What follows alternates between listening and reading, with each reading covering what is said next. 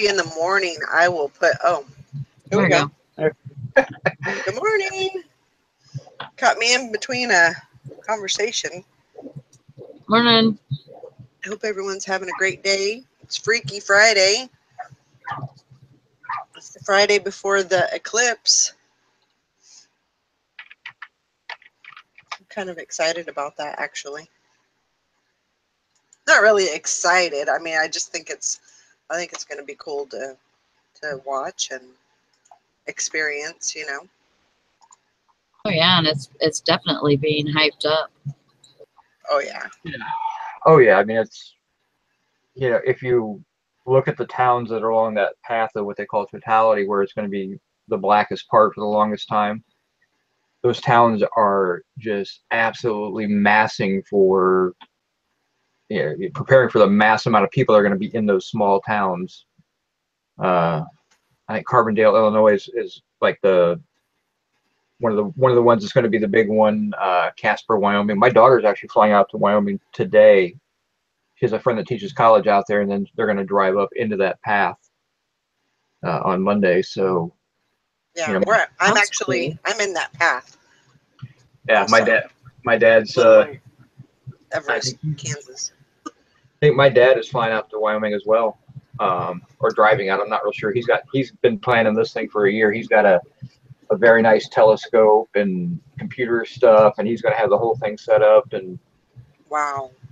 Yeah, I mean, he's been planning on this one for a while. So cool. And then the next 7 years from now, the next one comes through, and I think I'm in the path for that one. So it's kind of cool on my, my radar that I have. It shows the line of where the, totality, or where it's, I don't know how it can be seen, or from where it can be seen. But yeah, we're not getting 100% totality, but it did say we're in the max range. So I'm assuming that means it's pretty good. Yeah. It'll be interesting to watch them, no doubt. Yeah. I haven't seen anything around here as far as people offering campsites for people, but I know that I think it was in Atchison. They had a place at the auction house that actually was offering spaces. So $20 a pop. yeah, my daughter looked at there's this little town that they're planning on driving into in Wyoming, and just for fun, we looked at the hotel prices for like the Sunday, Monday, and it was up to $700 a night for the hotel. Ooh, that's just for a basic room? That was for like a 3-star Motel 6 type place. Oh my gosh. Yeah, they're going crazy with the pricing. Wow.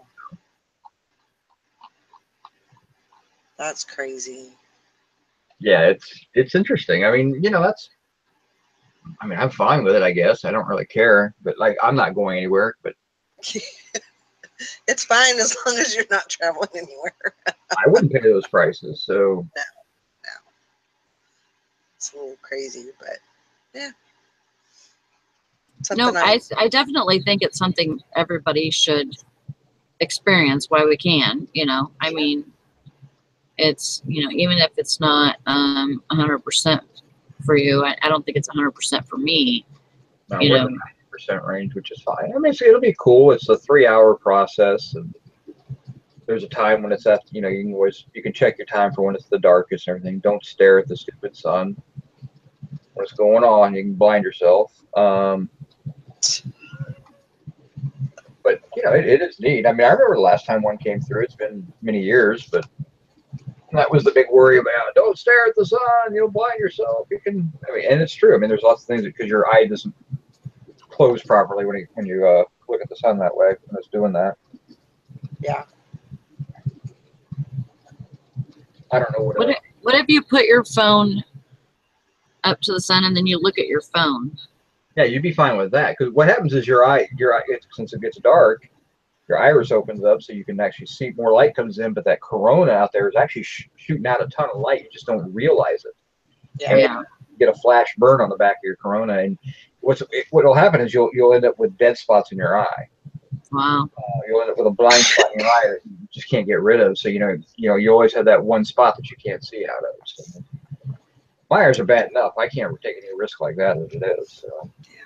I was telling Sally that one time, long time ago, it was probably, I don't know, 20 years ago, there was a total eclipse, and I actually looked at it, and I was like, well, I didn't go blind, but I mean, that could be reason why my eyes are so bad now, just the damage.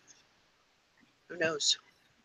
Well, the corona part is the edges, right? Yeah, the corona is the outside. When the sun's blocked out, that corona is what's outside. Yeah. So, I mean, if it wasn't like that, then maybe that's why you didn't burn your eyeballs. Yeah.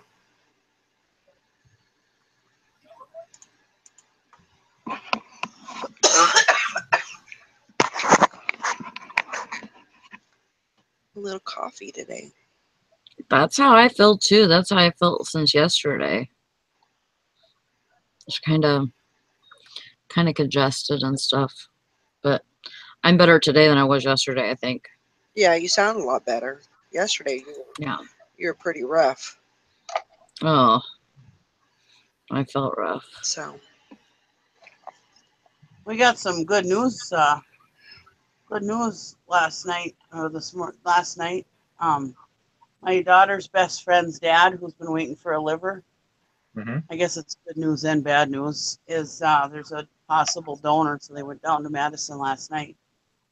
Oh wow! And they're prepping them for surgery right now, so that when the time comes, it's ready. Yeah, awesome. But also it's bad news because somebody has to die for that, Right. Yeah. Yeah. I struggle with that, Oh yeah, you're so excited that somebody's going to get their liver or whatever, but then, somebody else is losing their life too to do it. Yeah. Yeah. For both. Yeah. But thank goodness that they can actually do that these days. Yeah. I mean, when you had a bad liver, back in the 40s and 50s, I mean, it was unheard of to, you were just going to die. That was that. I know, and that just seems like the norm now. I remember when they were first talking about organ transplant and how amazing it was that they finally were able to do it and stuff. I remember that stuff. Yeah. So they haven't been doing it really that long. No.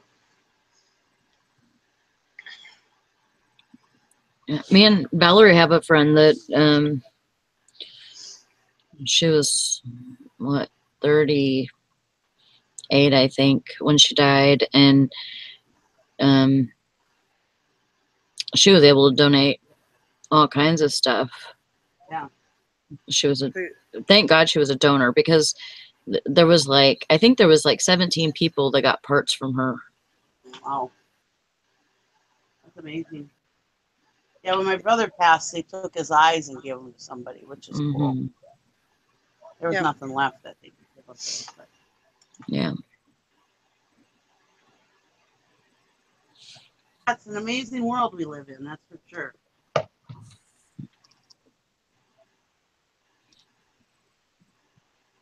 I didn't mean to bring the chat down. It's okay. I just was excited that this is happening. I mean, they're prepping them right now, so all the time. That's an exciting said that thing. That's like an 8 to 10 hour surgery. Mm-hmm. Yeah, that's tough. Yeah, it's a long surgery. Dusty wants to know if you're on the toilet, Nikki. No, Because you don't have. You get a little bit lower, and then you get a little bit higher. Oh, I'm putting my shoes and socks on.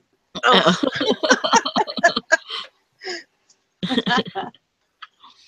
Sorry. It's okay. I'm busy. No, I think if we would know that you're on the toilet when you'd be talking. You're like, yeah, my friend's going down to get a surgery.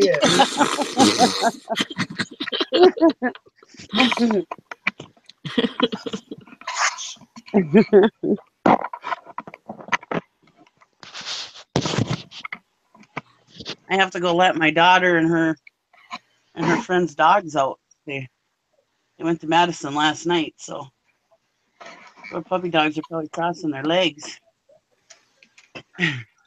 Or not.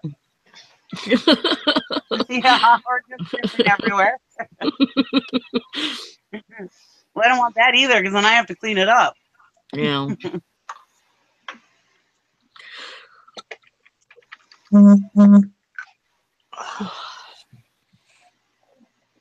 My daughter had to call in sick to do this. Well, And I'm like, well, you better be careful. You don't want to be losing your job. And she goes, yeah, but how do I say no? I was like, Yeah. yeah exactly. yeah. I mean, as long as she doesn't do it all the time, it should be fine. Yeah. Well, I told her, I said, if you need me to drive them down, I'll do it, Yeah.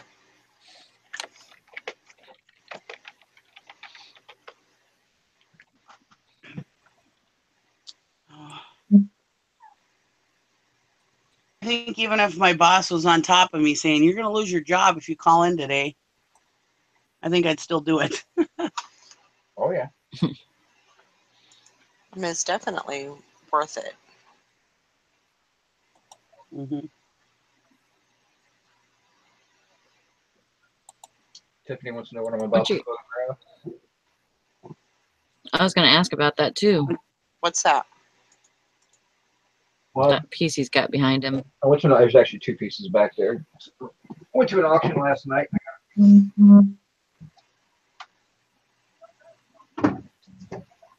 It looks familiar.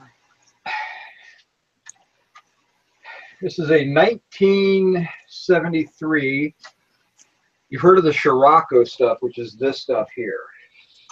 Very popular on eBay. It's mid-century stuff. This is 1952. This is called burlwood. And it's not wood, it's a resin. But it's just a design, burlwood Japanese design. And I paid $1 for it. And Worth Points shows sold in the $90 range. Nice. Nice. Great. Good stuff. It seems like I've seen something like that. Like I don't know. Matching pairs. These are 1972. This is Scirocco. Mm-hmm. And I said, this was Scirocco. This is 52. I got a couple of toys. I really missed out on a really good toy last night because I was cheap, but I do want to put a little disclaimer in, though. Not all Scirocco is created equal. It does not all sell. It does not all sell for big money. Scirocco doesn't sell for big money at all. It's $30, $40, but it's good money. So, but the nice thing is, but not everything sells for that much. I'm saying. Oh, it's one of those things where if it's a nice, desirable piece, if it looks nice, if it's complete, pairs is the key. But you can get it for pennies on the dollar. I mean, you can get it for $1 or $2. Nobody thinks it's worth anything. Right. The Scirocco shelves are interesting. They sell for really good money. The shelves do. This is a Mark's toy.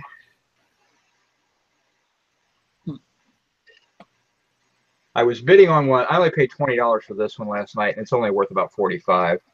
But I was bidding on one last night. I took it to $190, and I stopped because solds on it were $500 and $600.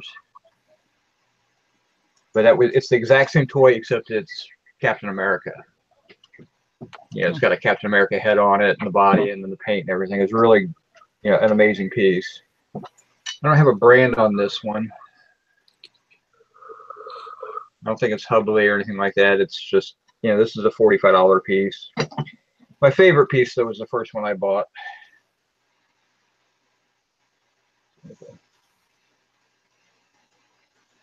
Twisted Sister. Oh, that's cool. Yeah. 1986 Twisted Sister concert poster. That's awesome.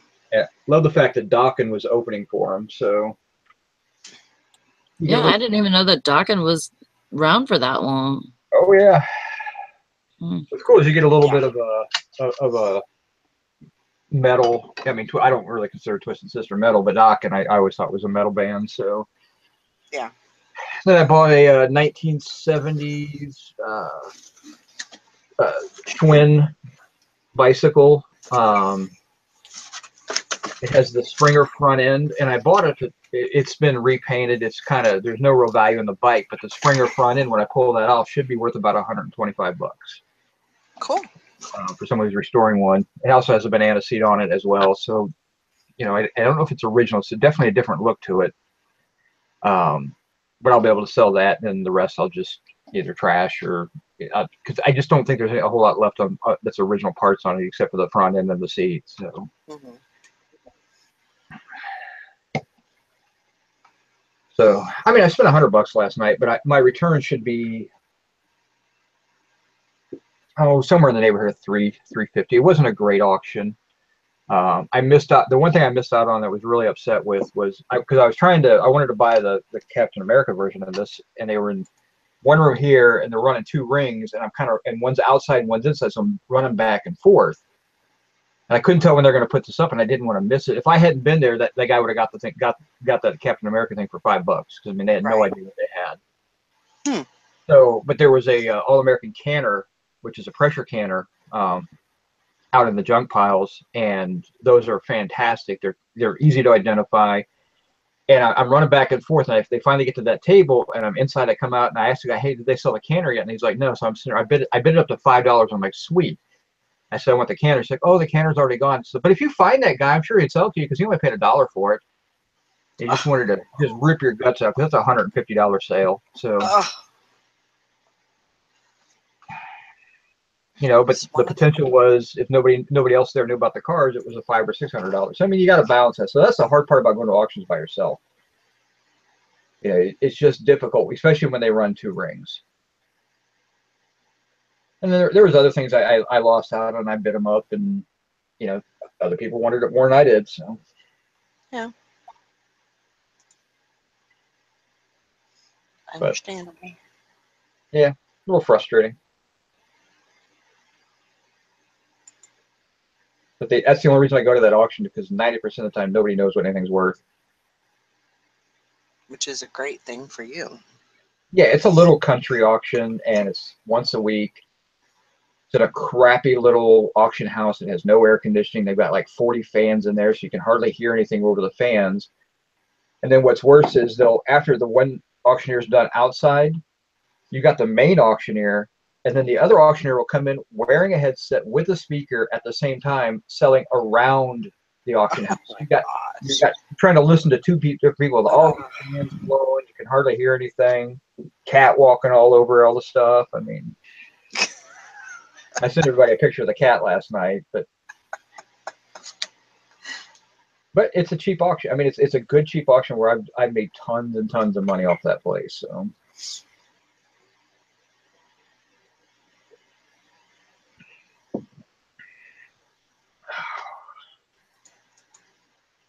Yeah, I think we were up till, I think it was close to 2. We had a little working hangout last night. We didn't get much work done, but we had a good time. So I saw it, but I was hanging out with my daughter last night after I got home from the auction. So yeah.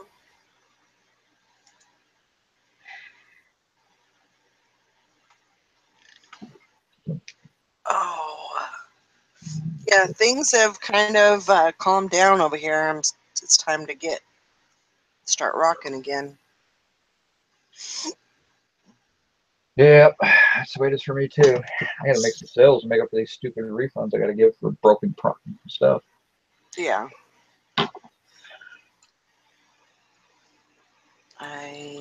I'm here. I'm just eating my Cheerios. Okay. Cheerios. I always thought eating Cheerios tasted like eating sawdust. There's no flavor to Cheerio. Yeah, there is. Not really. It's Yeah. Starburst flavor. It's just, I mean, you dump a bunch of sugar on it and you taste the sugar. No, I don't have sugar on mine. You don't? Mm-mm. That's the only way I'd eat mine. Yeah, because they don't taste like anything but filler. Give me a piece of wood. Yeah. No, it tastes like grains. Like a grain of wood? No. Yeah, grain tastes like, that's what I want to know. I mean, Did you cow. talk to our brother yesterday? Yes, I did. Okay, I called him I this morning because I completely forgot his birthday was yesterday. Yeah, I called him. They were in Las Vegas. They had just left. Oh, And they were headed That's to. for Sally. You can do a quick happy birthday, bro. I'll talk to you tomorrow. And yeah, I you're good to did. go. That's your family obligation there. I left him a message, but then I didn't even realize that it's like 5 in California. And then I'm like, crap. So I just left a message. And I'm like, I know you're probably sleeping, but Well, he said they were going to end the night at Salt Lake City, so oh, so maybe they're closer to Central Time than. maybe. I know they're That's what supposed I to was be in thinking. Wyoming today. They Yeah. going for the eclipse too, or something, or Huh? are they going up there for the eclipse, or does he live up there? They're moving up there. They're moving to South Dakota from California.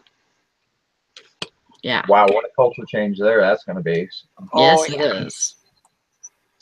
And I talked to him yesterday, and I said, did you guys like go up there and kind of scout out the area? He goes, nope.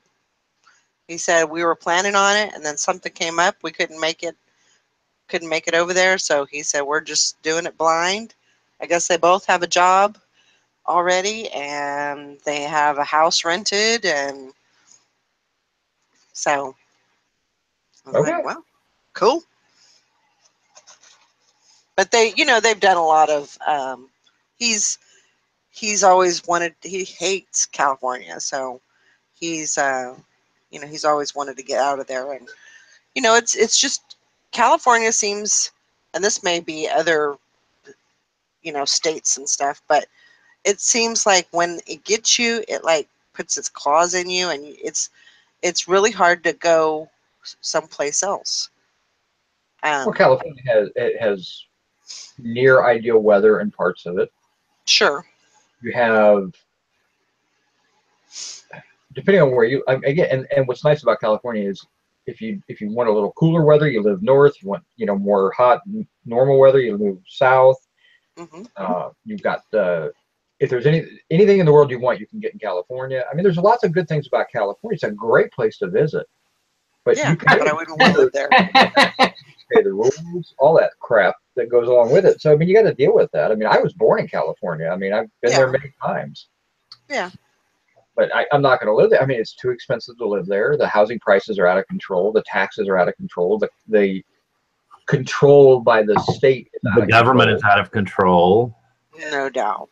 The people are I mean, out of control. No, I'm just kidding. Yeah, it's definitely. I mean, there's a reason why it's the left coast. I mean, Yeah. There's parts.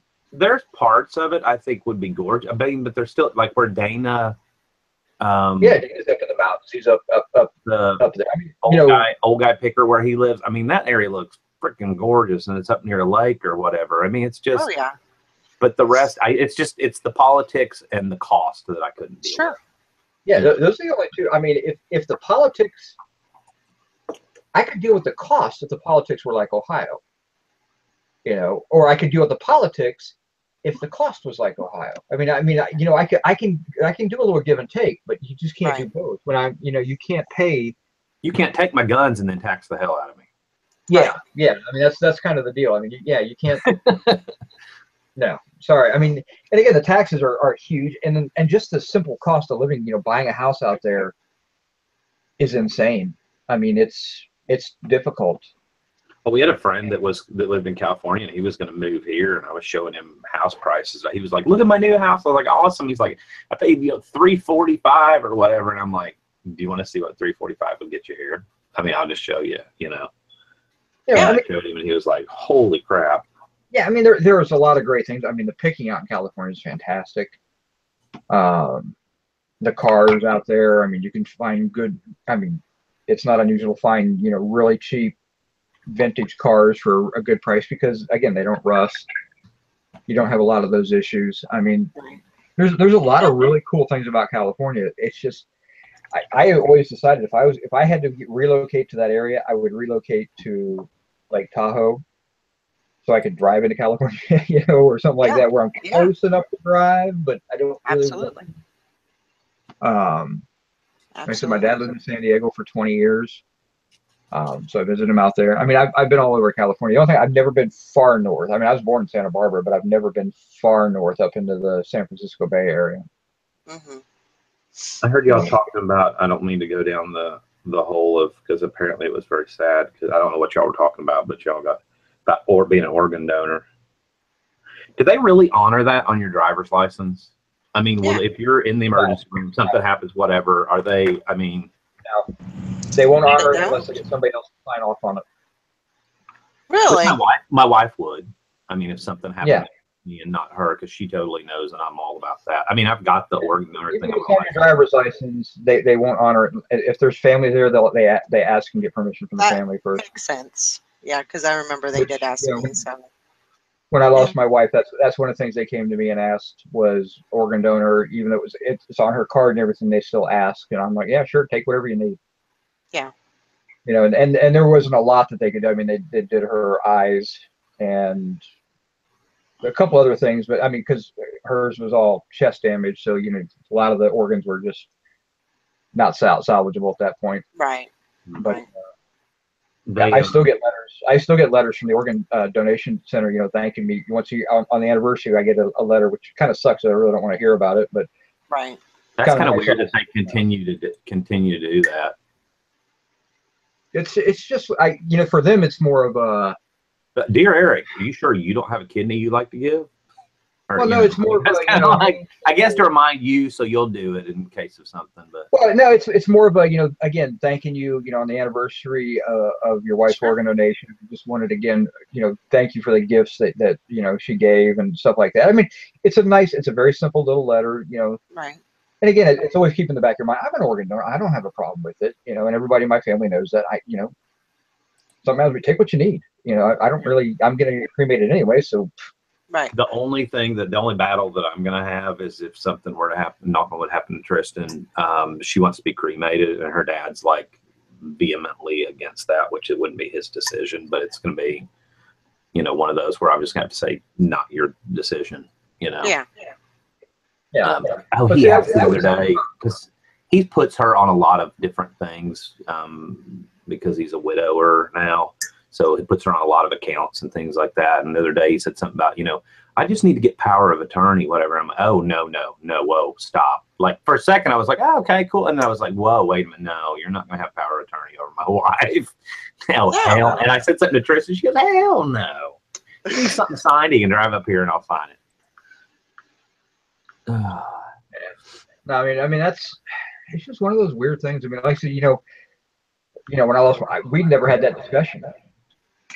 So it was like, I don't know. I mean, so I called around the family and trying to figure out, you know, if anybody ever had this conversation with her. And so talking with her mom, she was like, you know what, it doesn't make any difference. So I'm like, all right, I just went with cremation. Is that a wall hanging behind you, or is that an actual statue piece? That is a Burlwood Products Company wall hanging from 1973. It's like Scirocco, but it's not. It's Burlwood. Right. It's the kind of fake wood that's really cool, funky cool though. Yeah, it's Worth Point shows it's worth about $90. Nice. So I paid $1.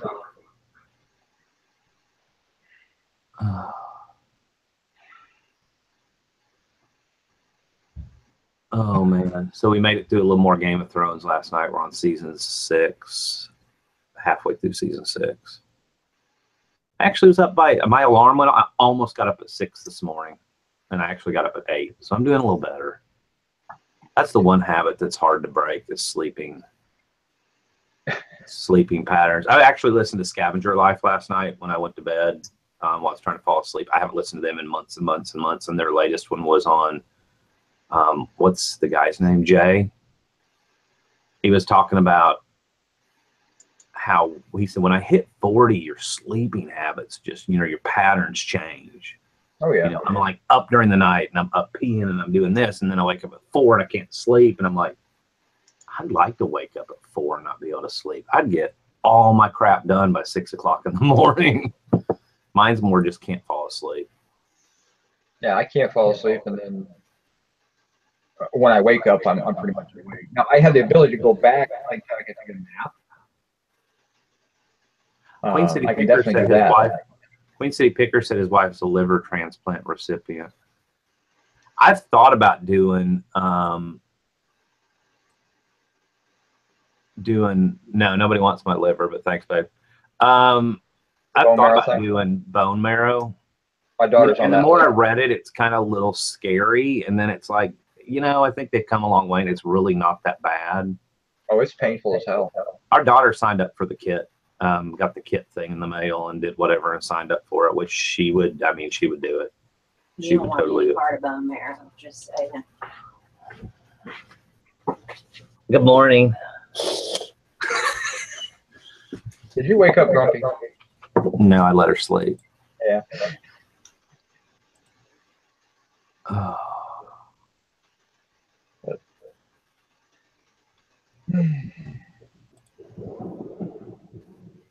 Here's a discussion about the Marks toys. About the what? The Marks toys. No, I missed that part. See, this is a friction car from Marks. All right, hold on. Who is? Let me see the. This is Agent 012. Which is what show or what? I don't even know. There's none on eBay right now, but it's on WorthCoin. It's only a $40 to $50 car. But there was another one there last night that was Captain America. Oh, that's Look at cool. those on eBay of that one. Oh, that's right. You went to the pet-free auction last night. So what else did you get? A bunch? Not really. I got the Marks toy. I got a cast iron taxi, about $45. I got the Scirocco wood piece. I got the Twisted Sister poster. Concert? Yeah. What is it? Concert poster Germany? from 1986, January 14th, 1986. Ooh, with special guest Dawkins. Yeah, that's really Dawkins would have been. Was Dawkins even big in '86? Hold on. Well, obviously not. They were opening. They formed. Yeah, they formed in '79 and split up in '89. Let's see. I got the Burwood. I got a Japanese print. I got a Christmas train.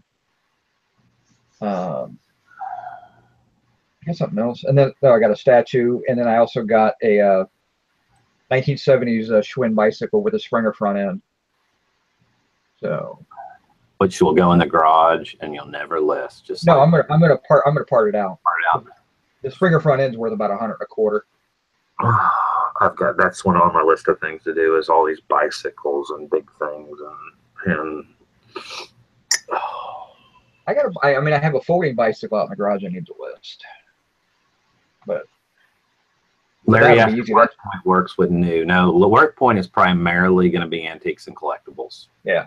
Nutshell version. It's only going to pick up certain categories, which are primarily antiques and collectibles.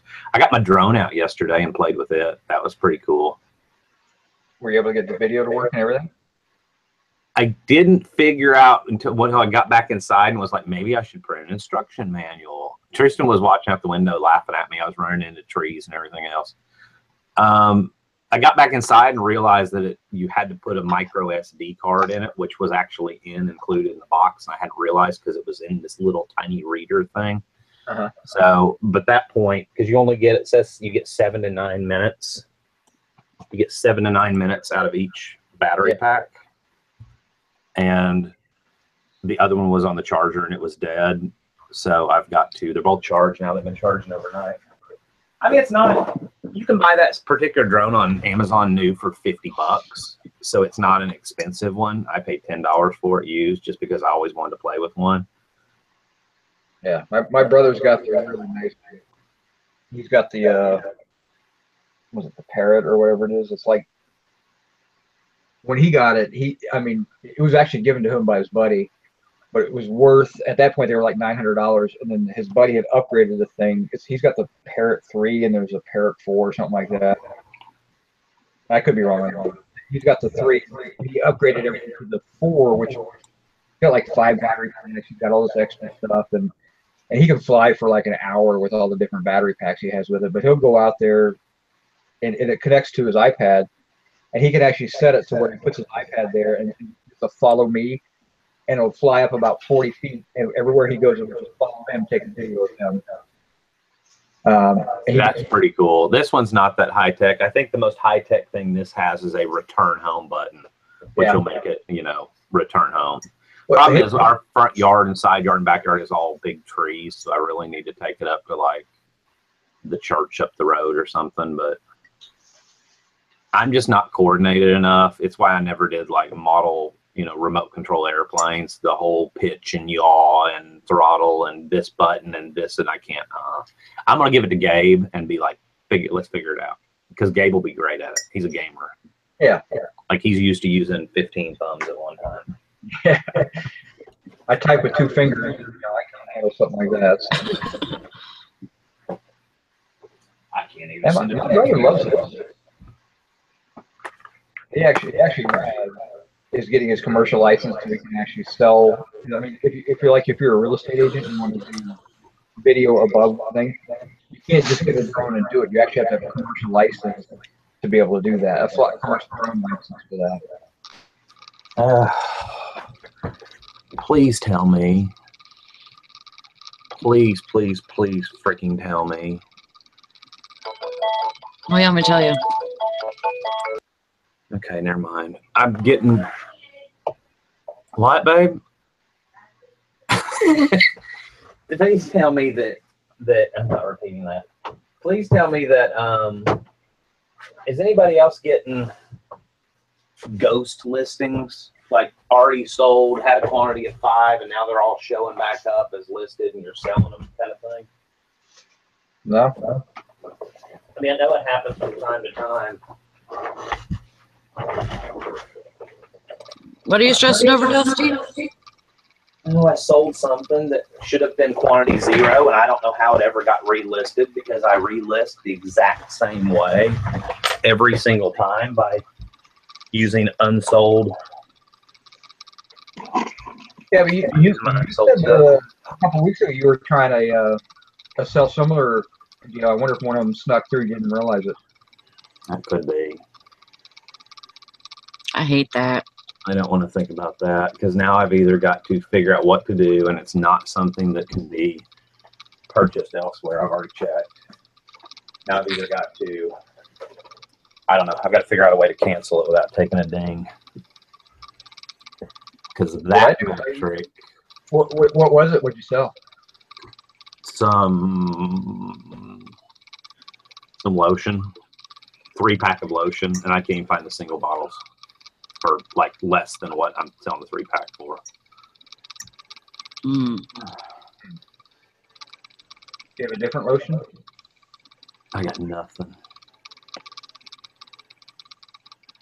And I went back and found what the email where I sold the last one that said quantity sold 1, quantity remaining 0. So let's see, transaction defect rate. I'll be back. I gotta take my packages out. All right. That's the one where you're allowed 0.5. Yeah, I'm at 0.3. And if I did, so if I went ahead and canceled for that rate, it put me at 0.45. It put me right on the edge.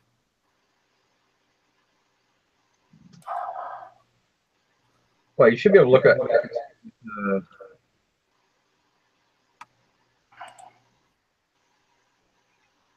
when those fall off.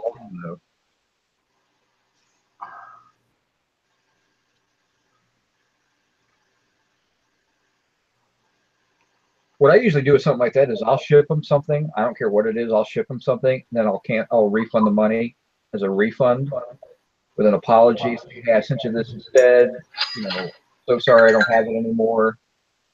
Something along those lines. That's how I handle those. And, you know, thank goodness they don't come up very often. But. Let's see, get full report. The period that it's looking at for that particular transaction thing for me, That's a 12-month. May, June, July. No, I'm on a 3-month. Is May 1st through July 31st. And it looks like one is May 12th and one's June the 6th. So the May 12th one will drop off on the 20th in 2 days anyhow. Yeah. Or no, it'll drop off at the end of the month. Reevaluation on the 20th. No, it'll drop off May, June, July. It should drop off. I should be reevaluated in 2 days because today's the 18th. No, I mean, Jill Olsen said, is it worth paying more? I mean, I literally can't find this particular, like, it doesn't, I can't find it. Yeah. I mean, I found one merchant fulfilled by somebody with horrible feedback in on Amazon, and it would cost me a $40 loss. It's a $20 purchase, and it cost me an extra $40 out of my own pocket, plus the loss of the 20. Yeah, mine falls off September 2nd. I mean, let me double check. Hold on. If you hit your transaction, pay it which ones. Well, you said you found it already, May 12th.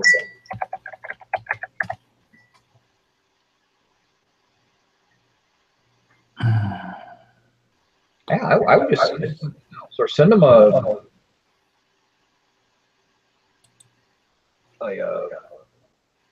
anything that you have that close. Wait a minute. Maybe if I search by different terms, I might be able to Buy and ship them. Yeah, no, these are people selling trial sized. Thought I got lucky there for a minute. Problem is, it's a lotion that has a lot of different variations of fragrances and stuff, and so I'm having to kind of hunt through.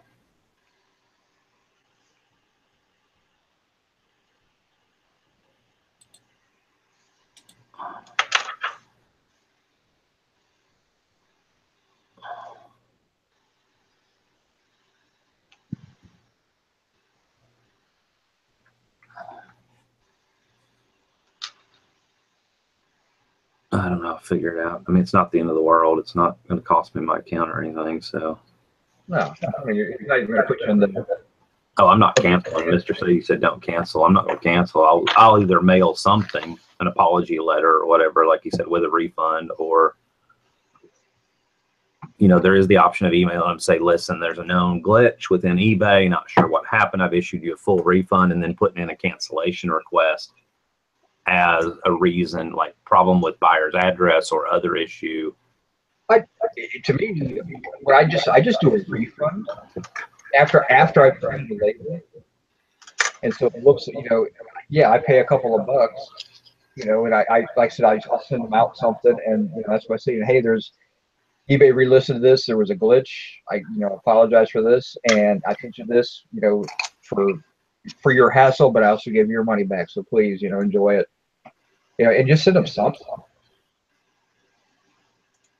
And I get glowing feedback every single time. So you've got some perfume or something that's not, I mean, you know, something's worth, you know, $15 or something. Yeah. I mean, nothing. I mean, that's such a weird thing. You don't know what somebody like. That's like trying to buy a gift for somebody you don't know. That's great. You're basically paying them off. What, babe? Smell my nuts. Wait, you could send them a flashlight. Grandma's Magic Class. I did look on Amazon, and there's nothing. Yeah. Nothing there. It's just one of those obscure types of That's a good idea. Get a Bath and Body Works gift card. Although, you know, not everybody can go there, but or you send them an eBay gift card or something, you know. It's going to cost you $10 or $15 no matter what you do, or $20, whatever it is, and then it's $20. Is it worth $20 to keep that transaction defect off your account. Well, that sucks. Dadgummit.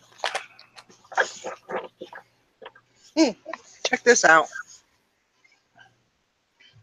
It's a little firefighterman's For jacket. firefighter midget. Yeah. I got it from my grandson.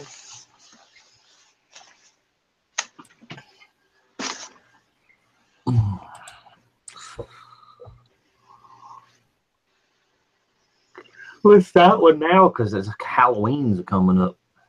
It's true. Are you sure you want to disappoint Jamie Gum in his purchase there? Puts the lotion on his skin.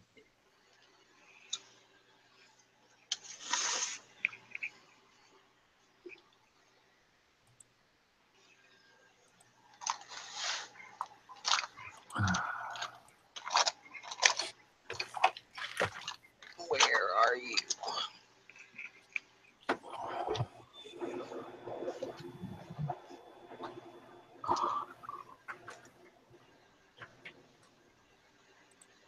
I know. I listed quick, Valerie. I've sold 2 Halloween items in the last 2 days. I'm not going to list it. It's for my grandson. That's funny. You're talking how something sold with this glitch, and I'm looking at my solds, and the same thing happened to me last night or early this morning. Huh. I sold something on mine. I'm like, what the hell, Jim? This sold about 3 or 4 weeks ago. We don't have any more. We don't have anything else like this.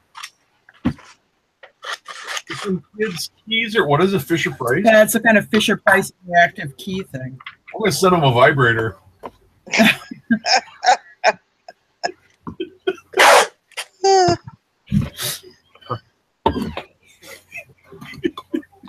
Oh my gosh. Send them a Good flashlight. I am horrible.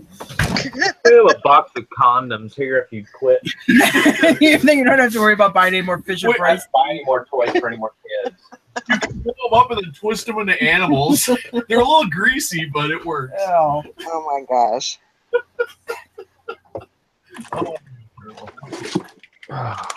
I gotta go and put water in the water.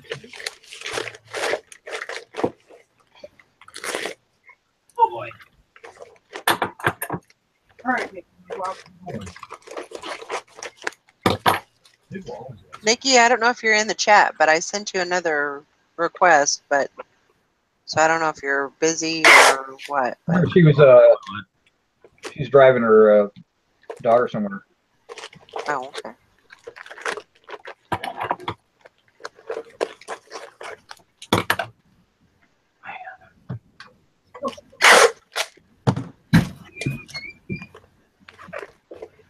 Hey, boy.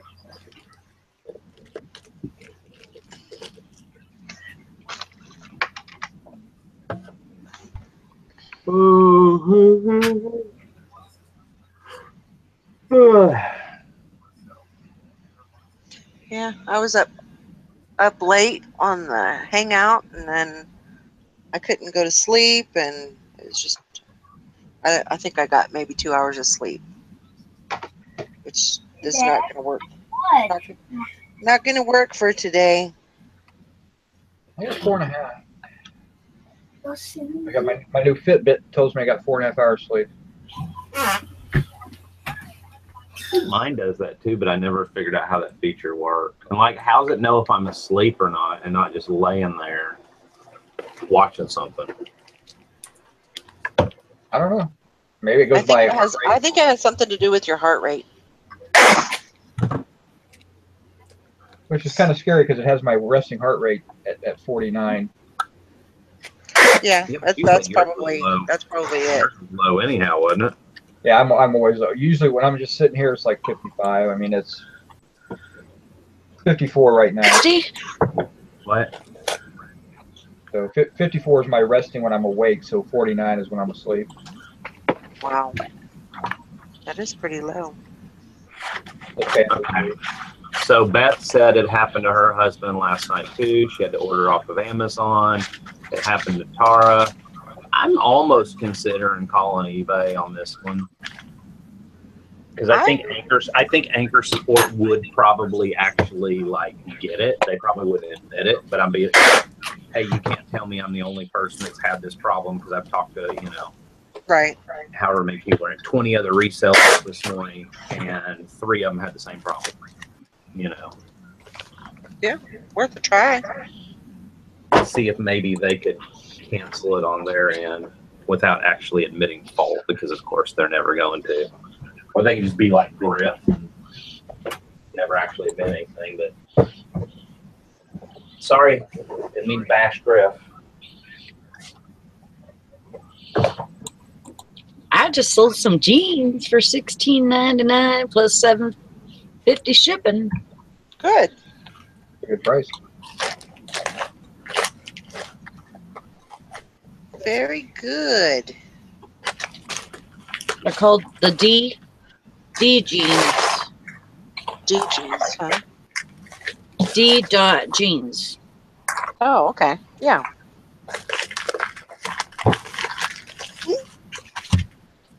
I sold a bra. Yay. Yeah, these even had they have a mark on them, just a little distressed Yeah. thing right here on the, it's on the back. And I was like, That's different one. Oh, I don't know if it'll, you know, if they'll sell with that, but they did. And I'm sure a lot of these girls distress these themselves too. Oh, yeah. That's interesting. I was just doing a relist, and it had in my unlisted inventory a Maxter, my hard drives that I have, the quantity of, and it came up and said, give me a duplicate listing error. And when I check my active, there's my listing in there with the correct quantity. Huh. See, I'm telling you. So there's obviously there's an error there. So Trouble. Clean that one out. Keep your eye out for troubled listings. If that had today. relisted, it would have changed my quantity back to a quantity I don't have. Oh. No. See, I'm telling you. Things are rotten in Denmark. No doubt about it. The good thing is I don't think I have anything that's because I usually, when I list things, I usually save back 2 or 3 if I have a quantity until I sell out of them. Then I just relist them with a known quantity at that point.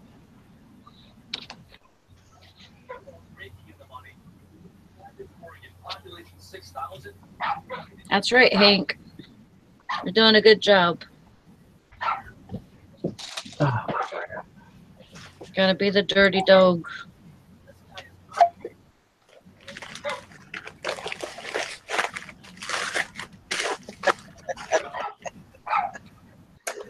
Good morning, Violet Lemon. Hope you're having a good day. Good morning. I've got 4 listed already for the morning, so I was looking at you far away, Dusty, in your little icon thing, and you had that piece of paper in your mouth, and it looked like kind of like the handlebar.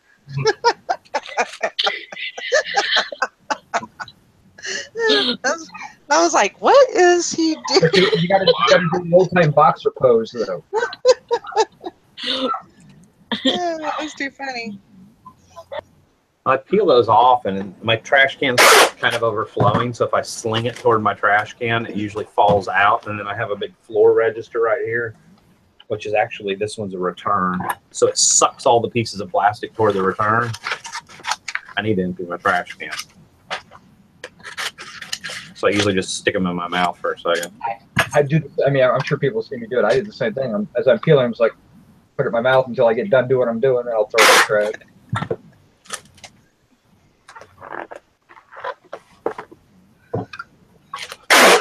I thought it wasn't muted, and my freaking dogs are just going crazy right now.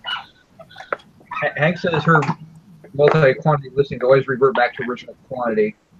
That should not happen if you're using relist. If you're doing sell similar, it will happen. Yeah, sell similar will pull over the original quantity, but it's not like, yeah, exactly what he said. I don't know why I just repeated all that. I don't know. I'll call him. I'll call him here in a minute and see if I can actually maybe get somebody to acknowledge.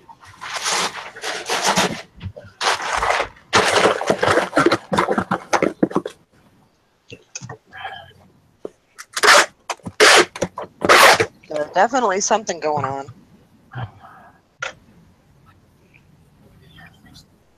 No doubt about it. Is everybody in the chat a moderator?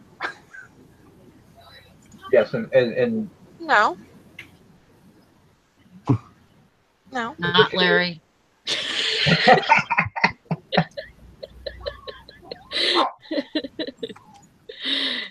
Hank's not either, but she should be probably.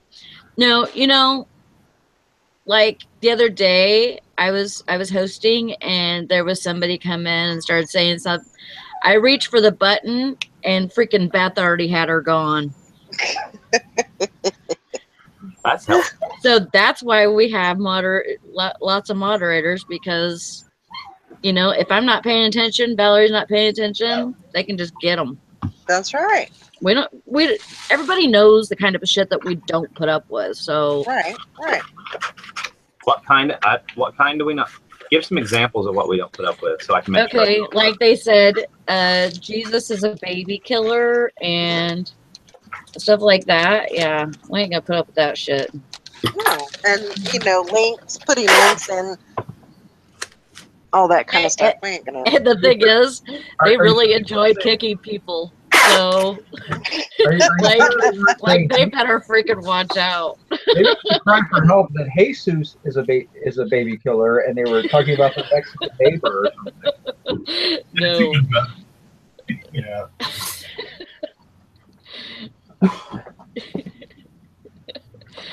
Test.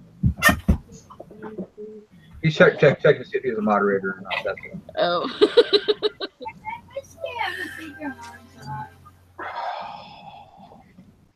Well, the surgery's a no-go. The liver isn't good enough. Aww. That sucks. What are we talking about? That's bad. Sorry. Who is it? Is this what started? I must have missed the whole conversation to begin with about the. It's my daughter's best friend's dad. I mean, so it's not like, you know, immediate family, but he like went to school with my husband, and, you know, he's been an important person to my daughter. Sure.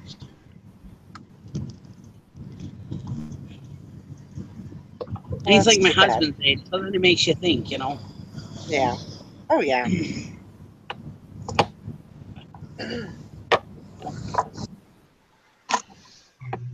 Well, maybe he's so far up on the list, though. Maybe they know now that if somebody goes, he'll be right there, you know? Yeah, he's first on his blood types list, and he's That's like good. fourth on the national list. Yeah. So he's way up there. So hopefully he'll get one soon. Yeah. It just sucks because they got to go all the way down to Madison, which is like 6 hours away. Yeah, but I would drive to 6 hours to have a chance to deliver the. Oh, yeah. Oh, yeah. Yeah, Queen City Picker says when my wife was on the list for a liver, we were on standby for 3 times. So, Yeah. I mean, I guess if I had to choose which organ I'd want to have transplanted or need, it would be a liver, because that's like the easiest one to get. But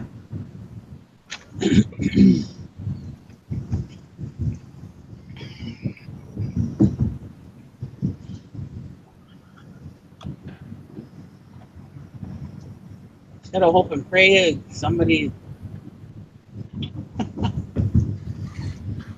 yeah.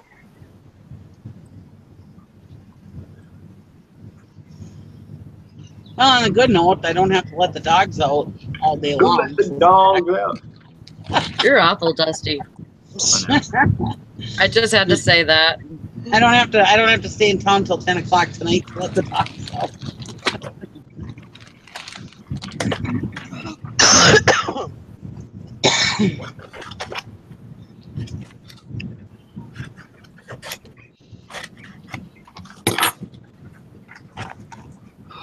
Just so y'all know, I'm going to try and have a working hangout later. So, You know, I was just going to ask you before I got disconnected earlier. I was going to ask you if there's going to be a working hangout today. I need a listing. I need a listing hangout. that's what I it is. I actually feel like listening today. That's good. I just heard I feel like angels. working. I just heard angels sing somewhere.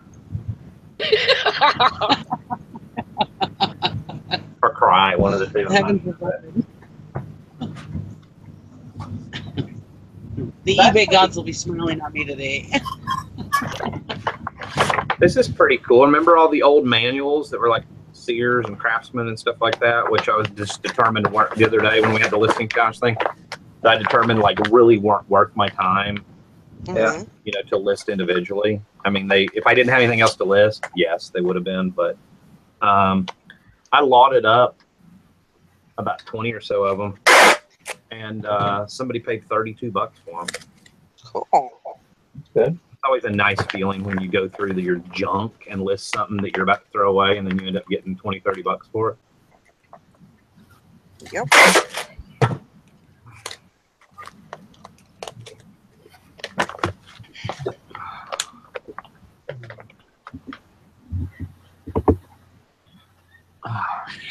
I bought a pair of steel-toed shoes last night, and they were like really comfy. And I haven't worn steel-toed shoes in like, I don't know, 8 years since I worked at FedEx. Yeah. And they're like heavier than hell. My legs are like just sore already. You're gonna get some good calf workout from that. Huh?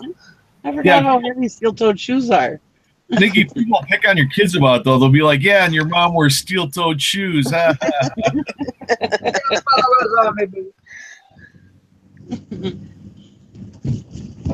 took down a chandelier yesterday. Because my son's bedroom in this house originally was a living room, but then remodeled and put in a closet and made it a bedroom.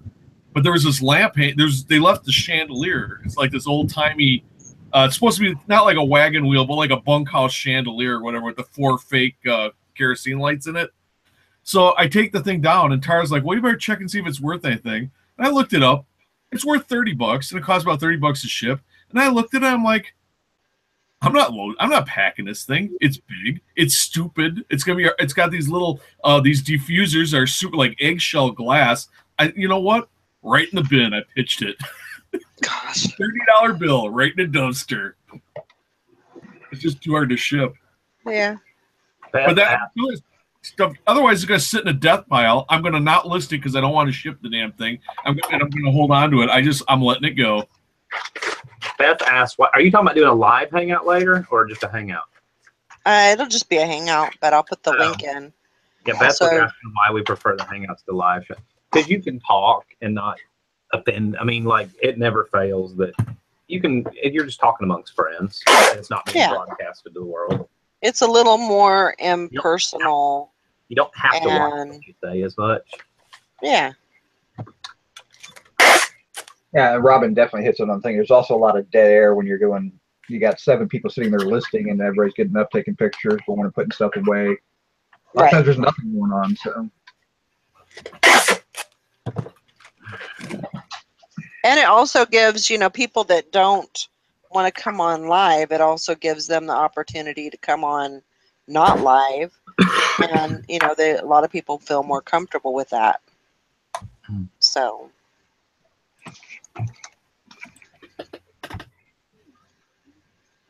Yeah, definitely off the record conversations. Thanks for adding that, Jill. Very, very true. We had some of those last night. Oh man, I missed it. Huh? I missed all the good stuff. Yep. So that's why you don't want to miss those, because Might be something good and juicy. I'm gonna shut up now. That's all I'm gonna say about that.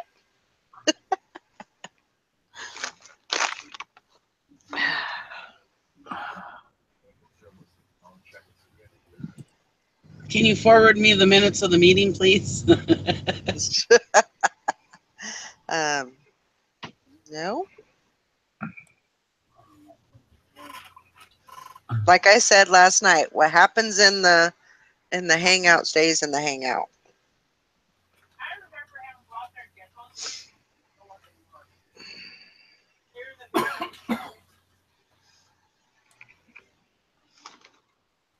Oh, when you do it, don't forget to call me. Okay. I won't forget. I just had 3 auctions go off. You did? Cha-ching, cha-ching, cha-ching. Yeah, that's exactly what it sounded like. That's always good.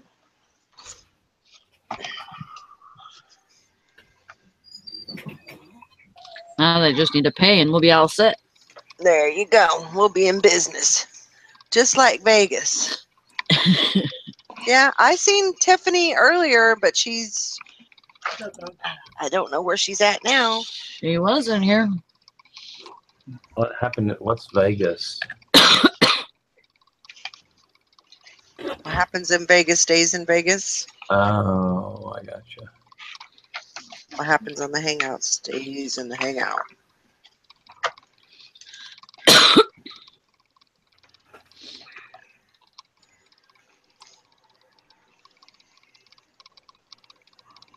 Mexico court.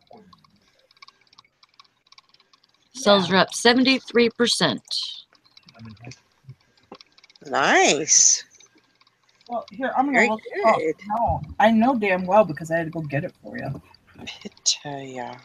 You know, Valerie, it's so funny because there's this new Mexican restaurant that came in down the street, and and so there's like no Spanish people, no Mexican people here, like ever. So it's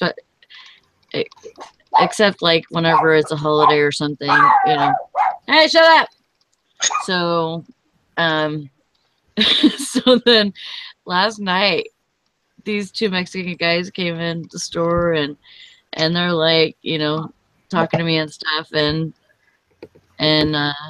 I freaking started hearing that song. Oh. The Despacito song. And I'm like, I cannot get this shit out of my head all night long. All night long. What song are you hearing? And I just started singing that song. Despacito.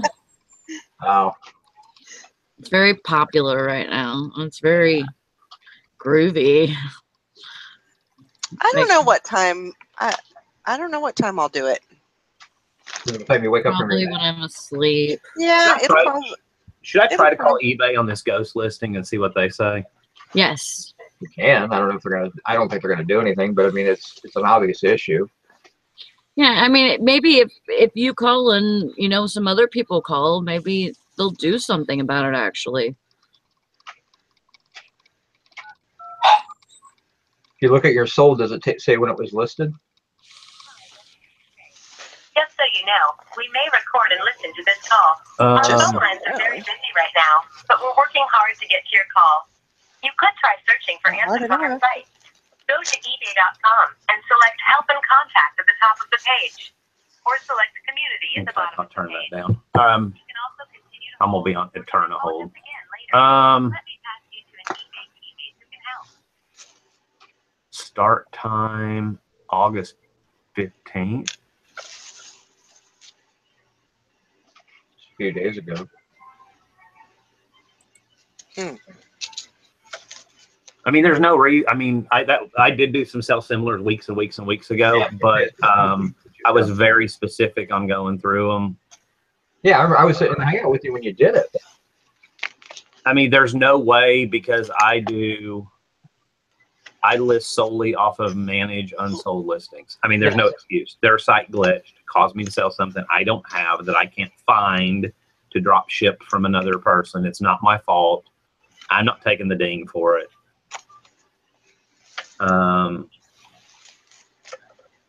You know, if they don't give me the answer that I like, then I'll be like, okay, well, thanks. I'll handle it a different way, and then I'll just go the other route. You know.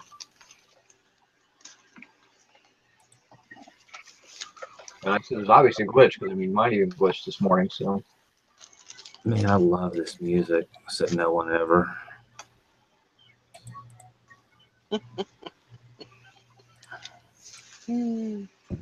I have to call eBay because I got a ding for a shipment showing up late, even though I shipped it out on time.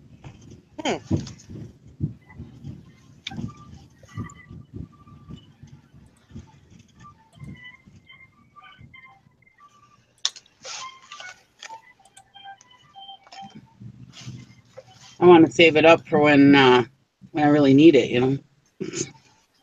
That's right. That's the one thing I do like about the Anchor store. I don't feel bad because I've normally been like I'm a firm believer in that. Like, don't use up all your get out of jail card. Don't be that guy that has his account. I mean, because they glance at your account when they first call you, verify who you are, blah, blah, blah. I mean, you know, they're going to see if you're somebody that calls every single day and costs them a ton of money. I mean, you're going to, it's like with any customer service, you know, they're going to know if you're a quote unquote troublemaker. Are you so like a frequent flyer or? Yeah. But I think with the Anchor support thing, they're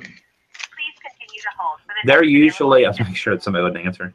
They're usually, you know, thanks so much for being great. We appreciate, no, call back anytime. I mean, they're literally like totally different. Yeah.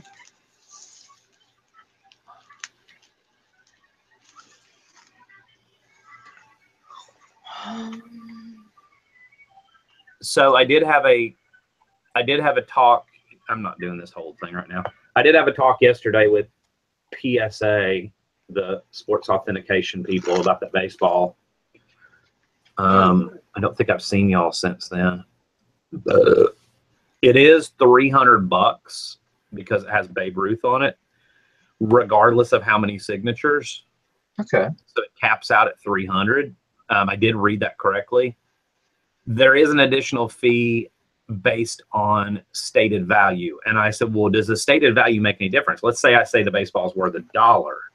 You know, that's not going to make any difference. That's not going to be stored in your records. If it does authenticate as real, that it's only worth it. He goes, no, that is simply for reasons of if something happens to our warehouse or something happens to it while it's in our control, et cetera, et cetera. He goes, that's not going to be really notated anywhere ever. And I said, okay.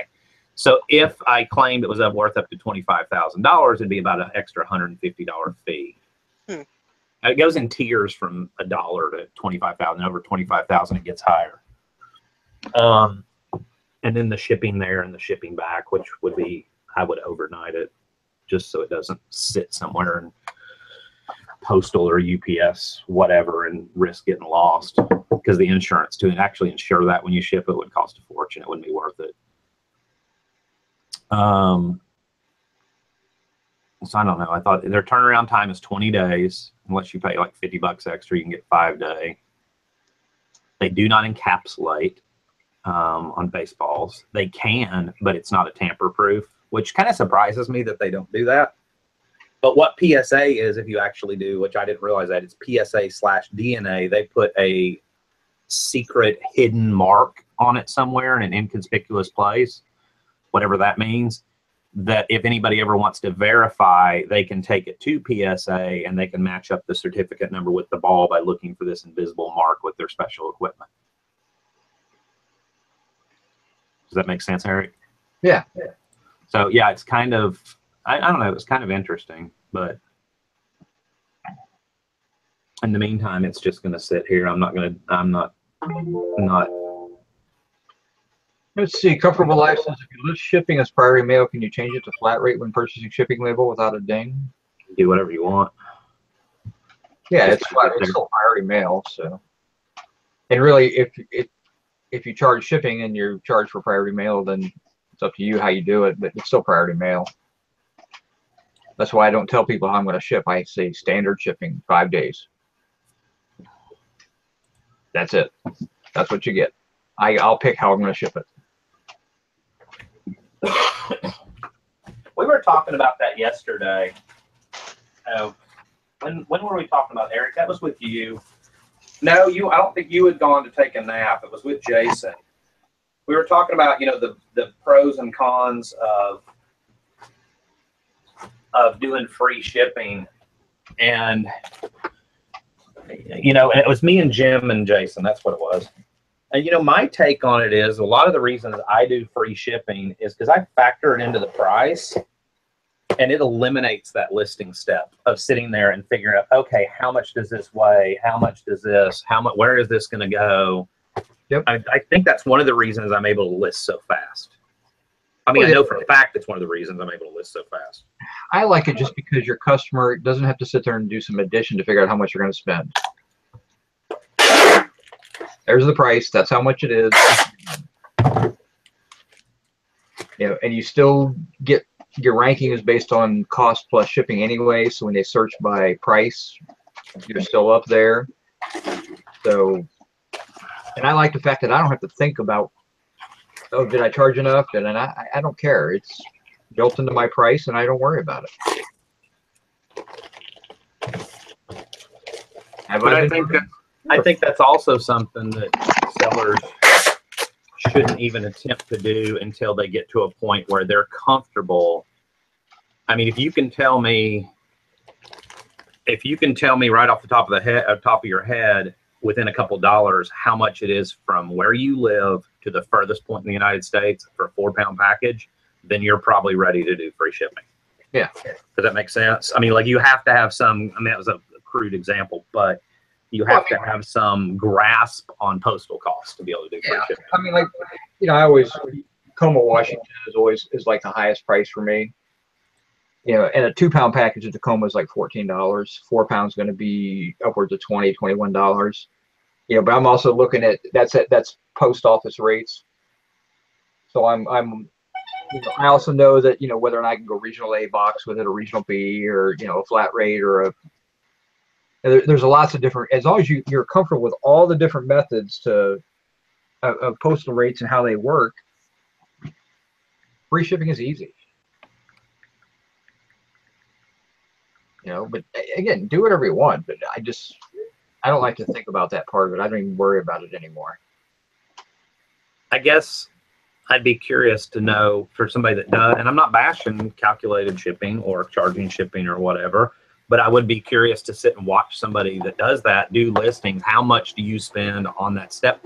I would venture a guess to say that they probably spend longer on that than they do on the other part of the listing. Probably. I mean, if you know that, if you're selling a pair of jeans, you're going to put them on a padded flat rate, it's $6.30.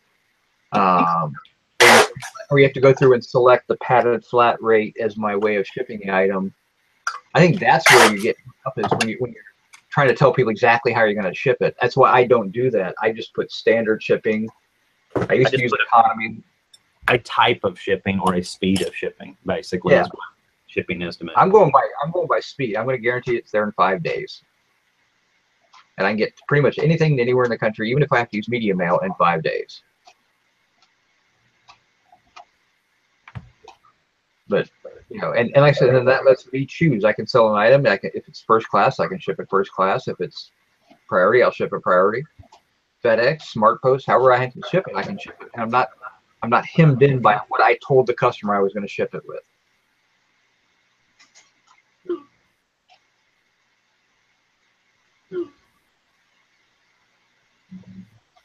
Somebody from California just bought high heels for me. And I'm like, it is so funny.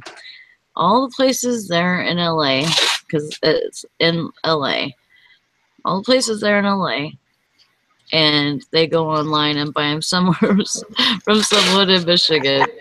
Yeah, Comfortable Life said her buyer was claiming that switching to a large flat rate is costing them more money.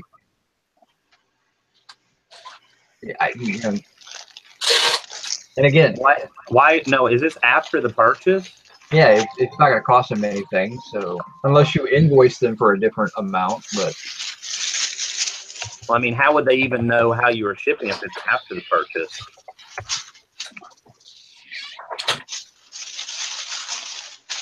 Wow, it took 11 days. Yeah, there's something wrong with that because my media mail gets there in 3 or 4 days.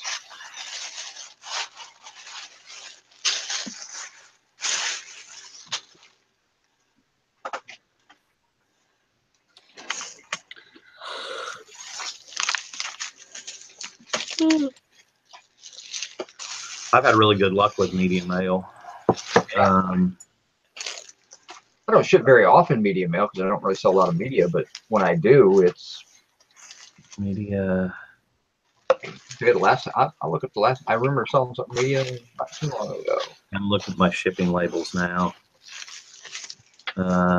Media mail. Oops, that was today. I guess that probably hadn't gone anywhere yet.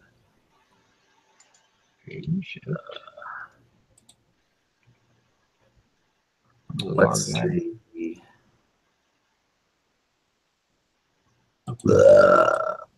Nice one. Yuck. Yuck. Chunky, chunky. Oh. August the 15th. Here we go. All right, here's one. Shipped something on the 15th, delivered to New York, media mail on the 17th. That's pretty freaking awesome. I shipped something on August 4th and went to California, and it took 6 days for California. Here's 14th, arrived in Stone Mountain. I'm assuming that's Georgia. Shipped media mail on the 14th, arrived in Georgia on the 16th.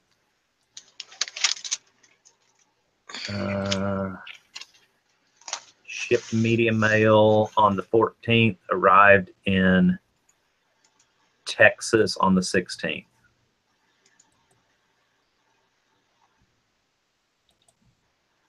Shipped media mail on the 14th. Print the label. Okay, I printed the label the night before. Shipped out on the 14th, arrived on the 17th in California, Redding, California. I mean, so I've had really good luck with it. Yeah, fine. I think one of the things, make sure, and I'm not saying that whoever said that, one of the things to make sure that you're using a good printer and your ink is good. Because for a while I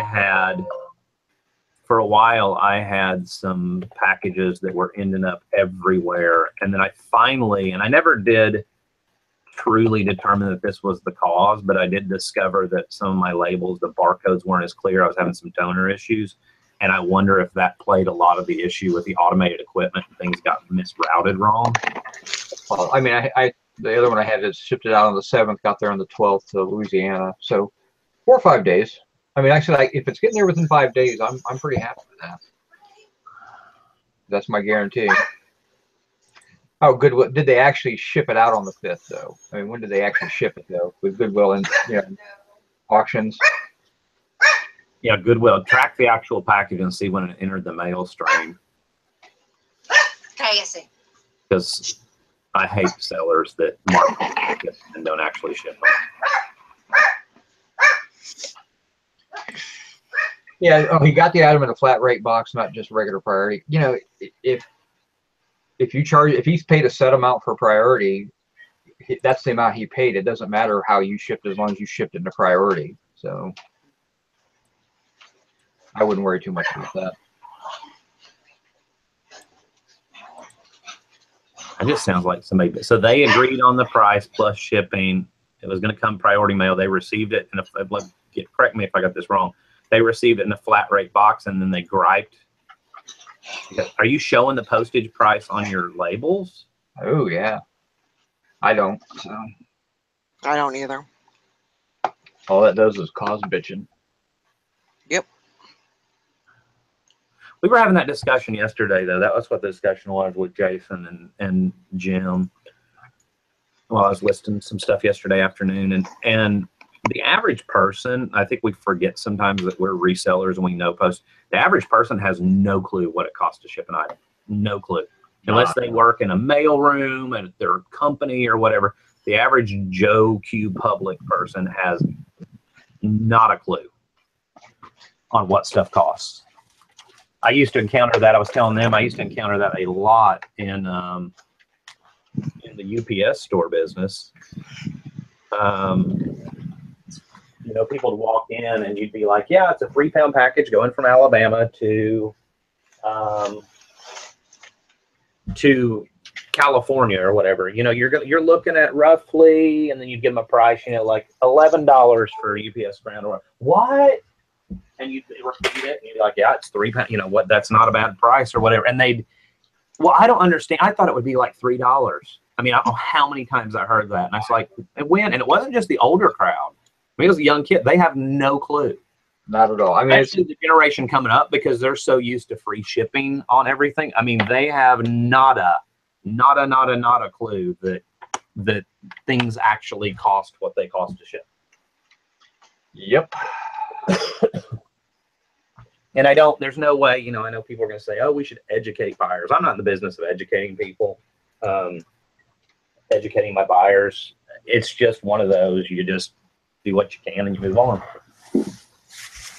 Yeah, the only time I really ever got media mail, and I got something that's media that's really heavy. If I sell a bunch of, you know, reel-to-reel tapes, that's going media mail because those things weigh a ton. So I don't really do a lot of media mail. Oh, I know what it was. So I had gotten a lowball offer on something, and I was talking to Jim, and I said, you know, I hate it when I get a kind of a lowball offer and items listed for $60-$70. It's actually worth that. You know, I went and checked, you know, current prices or whatever. And I get an offer for $20 with free shipping. And I said, you know, it's going to cost me $8 just to ship that item. You know, I've got nothing in the item. So yeah, it'd still be a $12 profit or whatever, but no, I'm not going to give it away. And Jim said, you know, well, I usually reply back with, you know, oh, it's going to cost me at least this much to ship. And I'm like, I don't even bother with that. I counter offer with something reasonable, and I put in the notes, includes free shipping. Yeah, that's what I do. You know, if they can't put 2 and 2 together from that, oh, it includes free shipping, I bet it's going to cost them something, then you know what? They're probably going to be a pain in the ass anyhow, and I don't really care if I sell it to them. Yeah, I've been getting a lot of, I mean, you know, I don't mind a half price offer because I can work with that. Yeah. I've been getting a lot of 10% offers. And you're like, you know, I got an item for $60 and they want me to sell it to them for $8. Like, I mean, it was an antique radio. I mean, you know, 1950s radio that's this big, weighs a ton. And I'm like, how do you think I'm going to ship it to you? I mean, I don't even understand that offer. So, you know, I reply back when you hit them with a counter offer of like, I think I had it for like $59. So I put it for $50 and they declined. And I'm like, oh, that's fine. I sold it last night for $45. So like bizarre. I don't understand people's offering sometimes.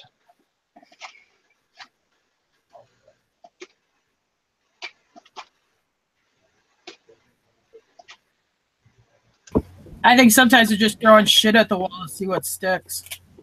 Yeah. It could be. They're just trying to see how, because we have and this sounds horrible. Jim knows this guy. He's like, yeah, I just go through on Craigslist, and he goes, I make these ridiculously low offers on stuff, and he don't resell. He's just buying it for himself. He goes, and sometimes they'll end up taking it. He goes, a lot of them turn me down, but you know, every once in a while, one of them takes it. And I think some people just have that mentality where they're just gonna super lowball you and see what sticks. Yep. Yeah, I don't get that. Well, some people I don't get insulted by it, but it's a waste of time to offer $5 $60 or $70 item. Why are you wasting your time? I'm not going to accept it. Yeah, I just don't respond to them, honestly. That's me. Yeah, if we had a guy from Italy. This was yesterday. No, he bought it yesterday. The night before he goes, there's this jacket. He goes, it's a global shipping thing because that's why I opt into it. Ship it to me, first class international, $25 total for the price of the jacket and the shipping. Jim's like, no. So he ignored it, and the guy ends up buying it through global shipping. So yeah. Sorry, I'm not changing my. You're not going to change. And the only thing that really pisses me off is when they want to change the terms of my sale in the offer. Yeah. Not going to do that.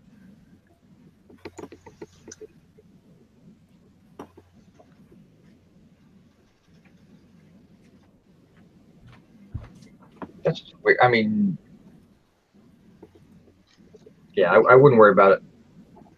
Comfortable life. I mean, you shipped it to them, you got it priority. You found a cheaper way to ship it. Oh well. Yeah. You know, it's just like someone complaining because you know, and then again, that's why if you charge shipping, you get those complaints. But you charge somebody, you know, $13-14 for priority mail, and you're able to get it into a regional A, which costs you $7. And I got it to you in priority mail. That's all I have to worry about. Oh, because the postage amount was on the label. Oh God.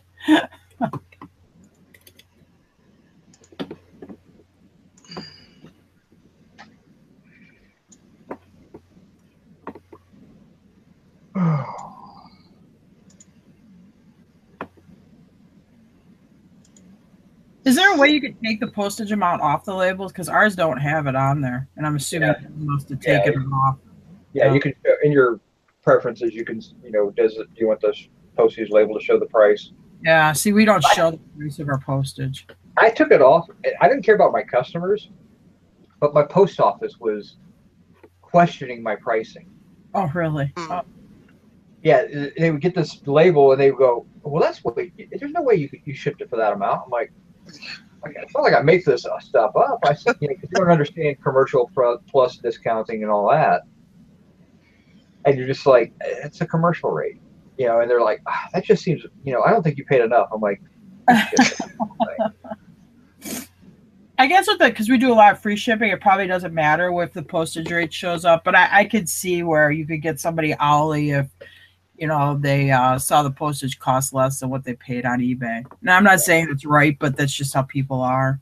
Yeah, nobody ever thinks about the time and the and the material, the jacket, so, wrap, or, you know, whatever else you use to make sure you secure the item. But it's just the way some people are that way, and I always try to plan for what I figure the worst people are, because then, you know.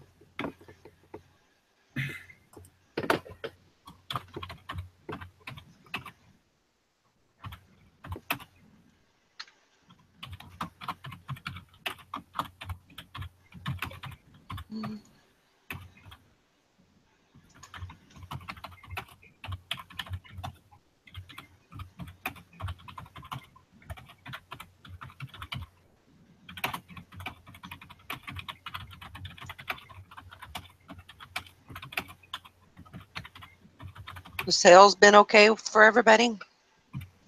Been pretty busy, or? Yesterday they were real good.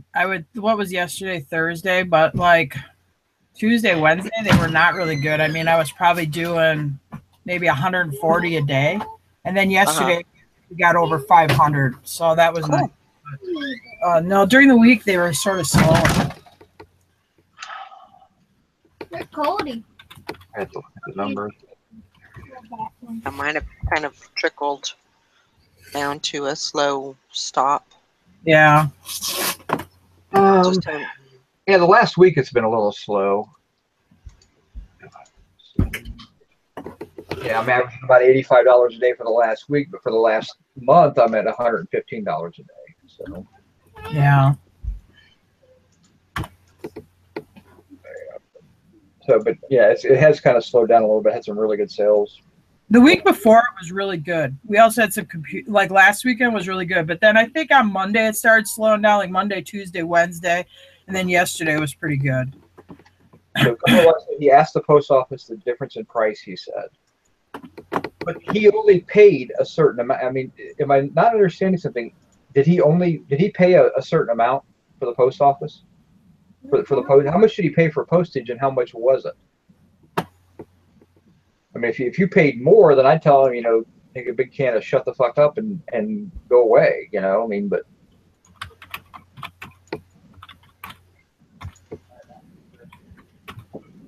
did Tara say she sells 100 a day or a week? Well, I'll tell you what I did. Yesterday I did. If we sold 100 a week, we'd be dead. Yeah. I would step out in front of a bus. Monday was really gosh. good. I sold $72 on Monday. I sold 154 on Tuesday. I sold 141 on Wednesday. And then yesterday I sold 500 and and 35. But the week before, I had really good, strong days. I just had these 3 days for whatever reason. It slowed down in there. Yeah, but I mean, you got, a house payment, you got utility bills, you got fuel costs, you got $100, because that's all we do. If we did $100, that'd be $400 a month. Yeah, that would not work very long. Dirty Jim would be back behind the bar, is what you're saying. We wouldn't own a barn anymore. We'd be like, I don't know, living in our van with no internet or something. I'd be thank you for coming to our Walmart. Not that there's anything wrong with it. No, there's nothing wrong with that. But I mean, I would immediately look for a big box retail job or something to, Yeah. We couldn't make it. I mean, on what they pay, honestly, what stuff costs today. I mean, if both of us work in that kind of job, I don't know because she's also got the horses. I mean, we got other expenses beyond what average people have. Well, if you have the horses, you got meat for like the next 6 months. Oh, yeah. Ugh. Ugh. You know what? I was catching up on that conversation with Comfortable Life about that flat rate package. Now, he agreed to whatever price, since you're charging shipping, I'm assuming. He agreed to whatever price, and now you got it to him priority mail, and it doesn't matter if now. Yeah, it doesn't matter. I would just kind of ignore that and move on, personally. Yeah. If you charge $50 shipping and you got it there for $25, and then he's like, I'm going to investigate how much it costs. Kiss my ass. You agreed to pay $50 in shipping. It doesn't matter how much it cost me. I got it to you in the time allotted. He can't leave bad feedback, because that's one of the feedbacks that eBay will remove when he complains about shipping costs that he agreed to. I mean, that is a downside of charging shipping on items, is that people are going to feel like they were overcharged, because the average, we were talking about it last night, that, there's some downsides to free shipping as well.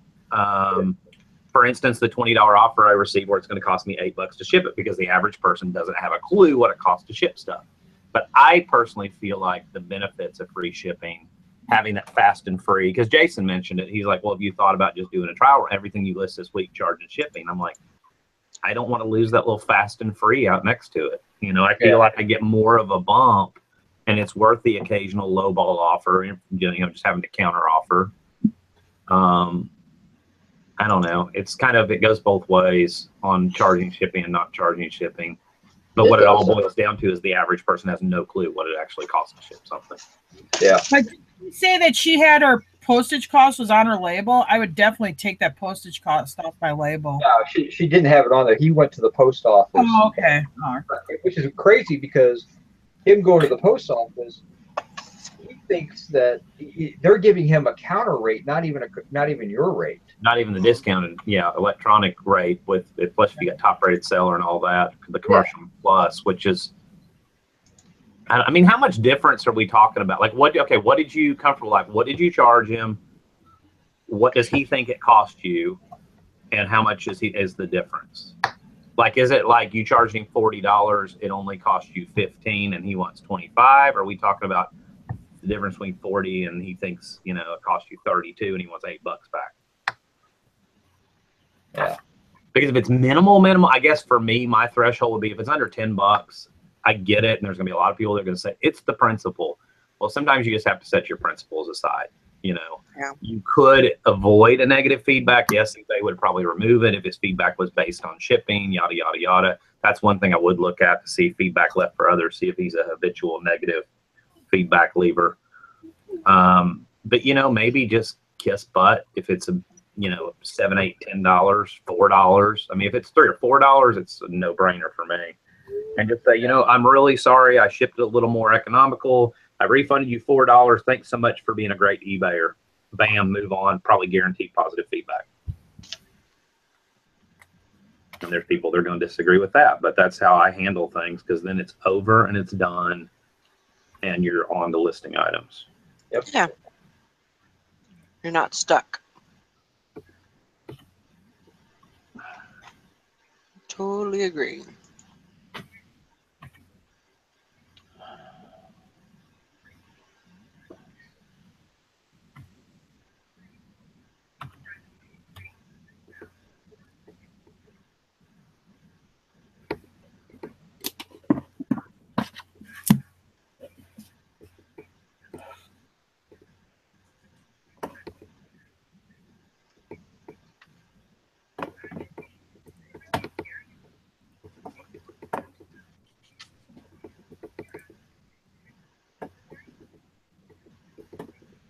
don't even know what that is.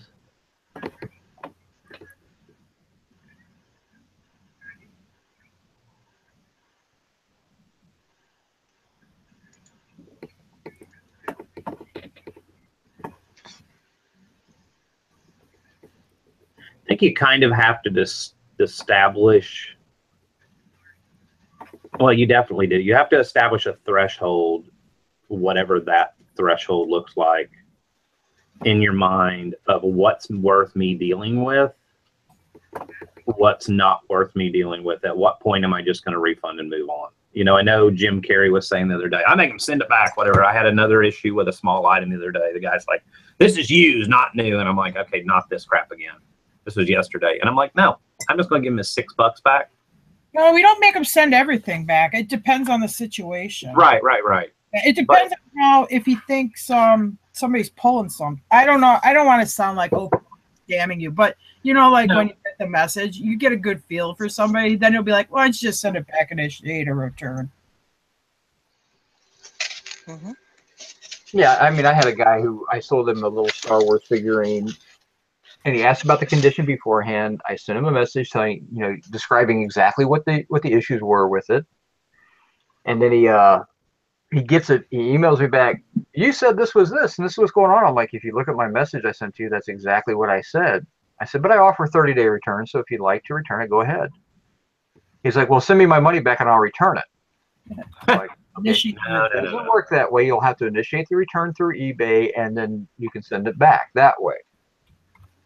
You know, and so, I mean, very simple, you know, and then he's like, but that takes too long. I'm like, I'm sorry, that's the way it works. You know, and I didn't set the system. Oh, so she actually paid more money for the shipping than he charged. I would just tell him, said, you know what, I paid $7 more to give it to you, so I don't know what you're talking about. But he's got a counter rate. So you paid $7 more, but he probably thinks it cost you less. Yeah, I would probably screenshot, if you haven't done it already, screenshot what the label cost was. You can find that in your orders page and shipping labels over on the left. I would screenshot that and say, here's how much it cost to send me.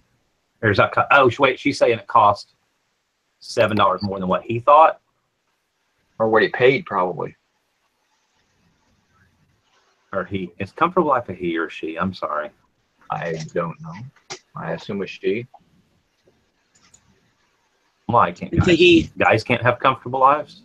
I assume it's a he. Oh, is it? It's a man. He's a he. Get a more manly name. I'm just messing with you. So wrong. Oh. That's a rough crowd. Comfortable Life is a very nice man. You're the Comfortable Life bitch. You know, something like that. I mean, I could. Okay. Give it a little zing at the end. Yeah, to me, or get an icon picture of some. I don't even care if it's you, just some dude. I mean, that just. It's somebody saying that it's shipping. Some dude with chains around his neck and stuff. Yeah, I mean, you got to down cash. Tattoos, all tatted up, full sleeves. Tara, you better moderate Eric out of here. I don't have. I didn't get much sleep last night, so I'm a little edgy. Oh boy. My name is Charles, so man, you know, Charlie could be a girl name too. Oh, okay. Oh, my apologies. I didn't realize. I thought the other day that Valerie had said he. So anyhow, back to the other. I don't know. Just depends on how much. I would maybe, even if it wasn't much. I mean, if I said, if we're talking about less than $10, I would just probably. Yeah, no, she paid more, or he paid more than the person paid. You just called him a she again. I changed it. I said she, and I changed it.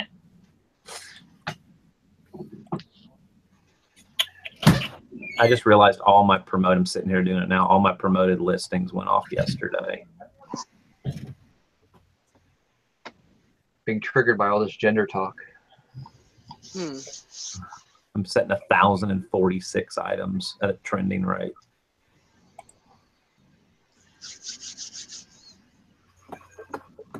And it looks like the trending rate is 4.2, 5.3, 7, 6.4, 4.2, 8.2, 6.6, 6.6, 7, 3.9, 7, 4. I mean, it's somewhere around 8%, 7%, 6%.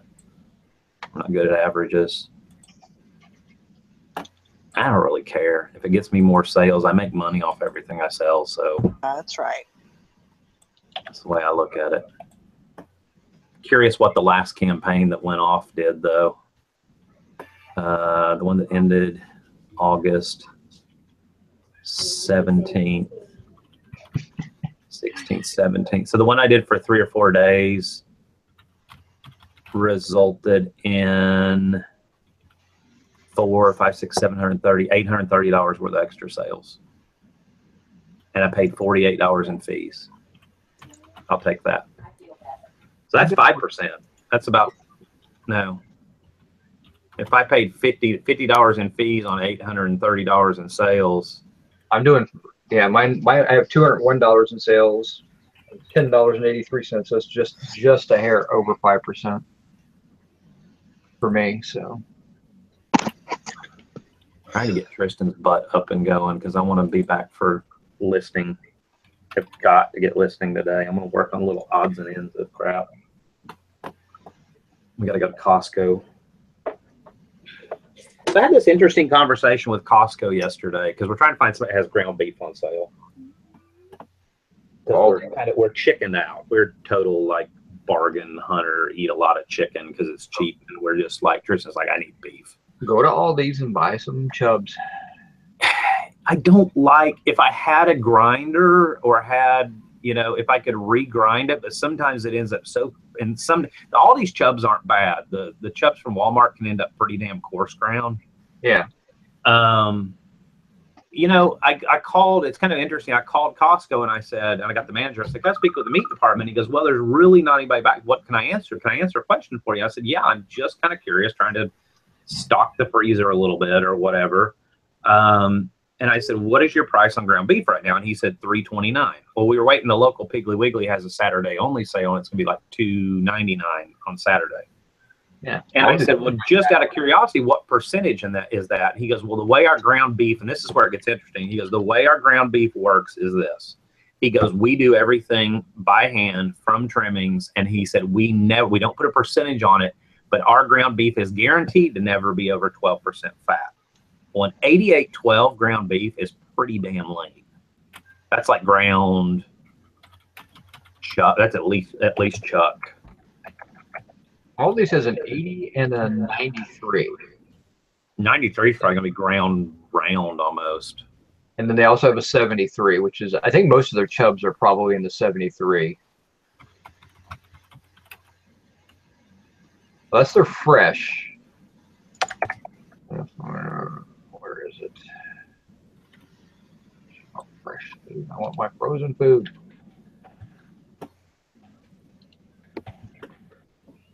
Ground beef percentages. All right, let's see what the official USDA thing is. Because the problem with those chubs, a lot of those chubs, like the Walmart chubs, they'll be like 73.27. Okay, so chuck is considered anything from 78 to 84% lean, and round is 85 to 89. So that actually, Costco's would be considered round.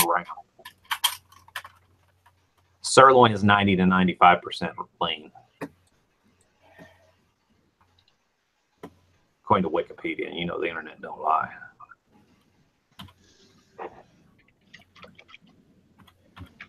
Really, Jason? Yeah, and Beth said she's weird about ground beef. I only buy market ground. And they said they do make theirs.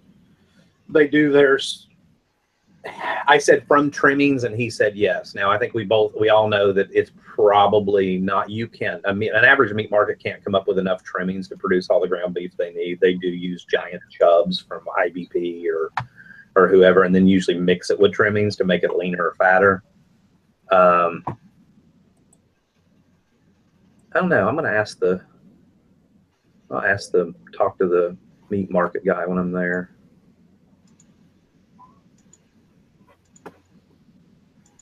Comfortable Life said I have to let someone else write back to people because I have a problem communicating with dumbasses and I would get suspended if I personally wrote them back.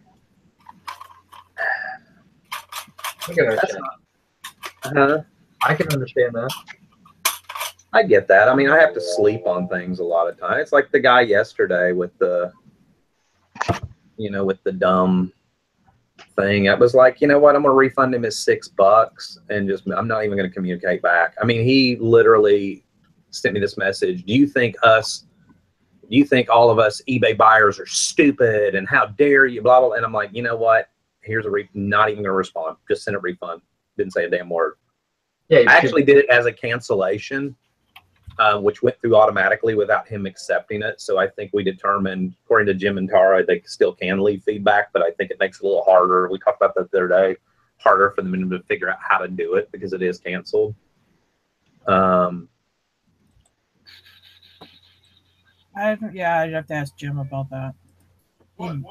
Jim, if you cancel a thing, is it harder for him to leave feedback, like a negative feedback? If you go through the resolution process, then they may not be able to, as long as there's acceptable resolution. I don't think they can leave a negative. But if you just cancel an order, yeah, they can leave a negative. Well, he sent the order and the guy wanted to return it, so he refunded his money and he went through the return process? I know you'd have to ask Dusty. Do you go through the return process, Dusty? No. Okay, hold on. When you cancel a transaction, it's good practice to first let the buyer know you're canceling and why. Hold on. This is from actual. Yeah, because I've gotten neutral negative feedback from canceling orders, so I know you can get it. I know that from the hard way. If your buyer cancels a purchase, they can't leave you negative or neutral feedback. Oh, okay. If you cancel a transaction, the buyer can still leave you negative or neutral feedback about the transaction. Okay. I know that for a fact because I've been hit with it. So.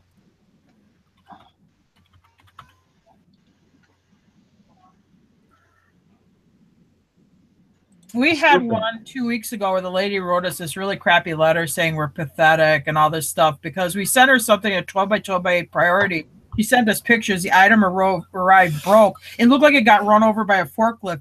The picture on this when we were at a restaurant eating, I'm like, Jim, did you try to mail that in like a flat rate mailer? No, that's how smushed the 12 by 12 I thought I did too. was. I looked at it like, oh my god, why would I know I put that in a 12 by 12 by 8 large box because it's glass. I'm it's looking, a dish. yeah, I'm looking at how the hell did that thing get in a bubble wrap envelope? It looked like one of those flat rate bubble envelopes. That's how freaking flat the box was. I mean, there's no way anything could have survived. Beth said if you refunded, why cancel it too? This is my theory on it. Like I said, unproven. I don't think they'll probably get those reminder emails from eBay of, hey, you need to leave feedback for this transaction. I still do think it makes it a little bit harder to find in the where to leave feedback. I remember reading that in the eBay forums or something that yes, it makes it harder for them to figure out how to leave it.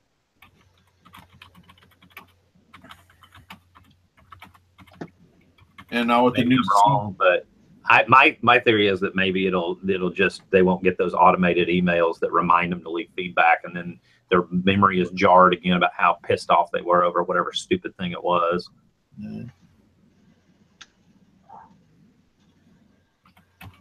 I don't know. Dusty, this is probably off topic, but you were talking before about how people don't know how much postage is. And I would agree with you on that completely. The other thing is, I know a lot of times guys or women and guys, they're on this conspiracy theory. Well, this person's just wanting to return it because they're a pain in the neck. Well, most people don't return stuff. When they gotta ship something back to you, it's a big, stressful, hairy deal. They're like, oh my god, the last thing I want to do is pack a box and then go stand in line at the post office and mail it back to this guy. So from the buyer standpoint, that's why they're all agitated. Because they don't want to go through that. We do it every day. So it's no big deal for us. But I mean, looking from their end, usually if they take the time to message you and say, hey, there's something wrong with my thing, you know what? There's probably something wrong with the thing you sent them. Whether it happened in shipping or what, when they got it, there is probably something actually wrong with it. Most people won't put themselves through that without there actually being a problem. Oh yeah, I mean that's like my buyer's like, but that's a pain in the ass. I'm like, well, you know what? I get it, but that doesn't mean I'm going to give you something for free. I mean, you got to send it back. So. Oh, I agree. You got to protect yourself, but just keep in the back of your mind though when these people get agitated or whatever, it's because it's something they don't normally. Like I had to do we sold a piece of property. I had to do a deed yesterday because the people are like, hey, we paid, we need that deed.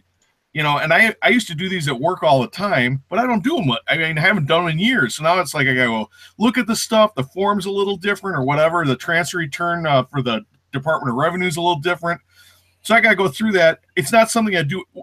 But a few years ago, if you asked me to do that, I'd go, oh yeah, sure. I'll give me 5 minutes. I'll have it whipped up for you. But this took me over an hour because I haven't done it in a while. And I think that's where these people who don't ship all the time, when they find out they got to ship it back to you, I think that's why they get stinky.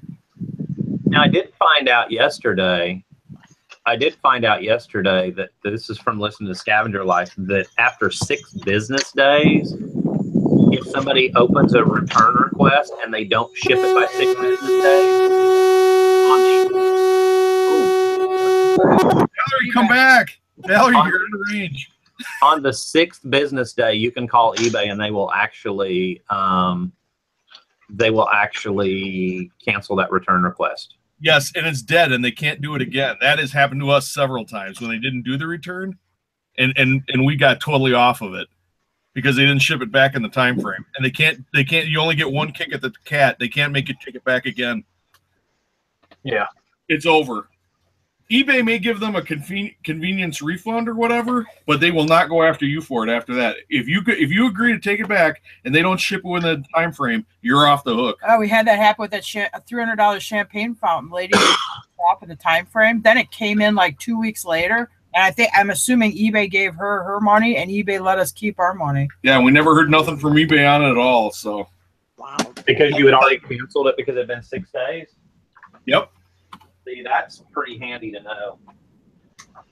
And you got to get out of jail free card now. Oh yeah, that was awesome. $300 champagne fountain. So we got to keep the money from that transaction, and then we resold it again. It's a $600 champagne fountain. Yeah, and then we paid $5 for it at an auction last fall. Eric, I give up on this laptop. I've been down every single. I think I'm 90% positive from the error that it's given me that it's just going to be a corrupted hard drive. So I think what I'm going to do. Did you get that copy of Windows? No, because it wouldn't recognize the product key. It said the product key is tied to HP and came on OEM equipment. Yada yada yada. You'll need to contact HP, and they want to sell you freaking recovery discs. Hey, Dusty, I've been buying Windows 10 and putting it on these computers. I've been buying right off eBay. It costs about $7. I mean, I've got Windows 7 Professional. Do you have a key with it though? Hold on. Windows 7 Home Premium. No, yeah, on an old computer down at the warehouse. I think it's time to download it. But if something's corrupted in the hard drive, I mean, would it be permanently corrupted, or would it just be that I need to low-level format the hard drive and redo the partitions and all that? If it's corrupted, it's probably bad. If you got bad sectors or something like that. But a hard drive though for that laptop ought to be dirt cheap now. Yeah, they're cheap. They're like $15. I've probably got a hard drive for a laptop laying around here. Matter of fact, I know I do. Hold on. So Grandma Magic Classics was dealing with a return. You authorized a return and the guy never sent it back? Yeah, I mean, when that happens, here's the deal. To me, if I authorize a return, I am not going to send any emails to remind the guy to return it. Oh, hell no. So that's like waking a sleeping bear. You know, yeah, if you authorize a game return, you had a game, if you authorize a return, just let it sit. And then once it times out, then you can call eBay and they'll close it, or I think you can actually just request a close on it and you're fine. But yeah, I wouldn't send any reminder emails to, hey, you were supposed to send this back, anything like that, because again, you've got the money until he gets it back to you. Yeah, it's just held in your account.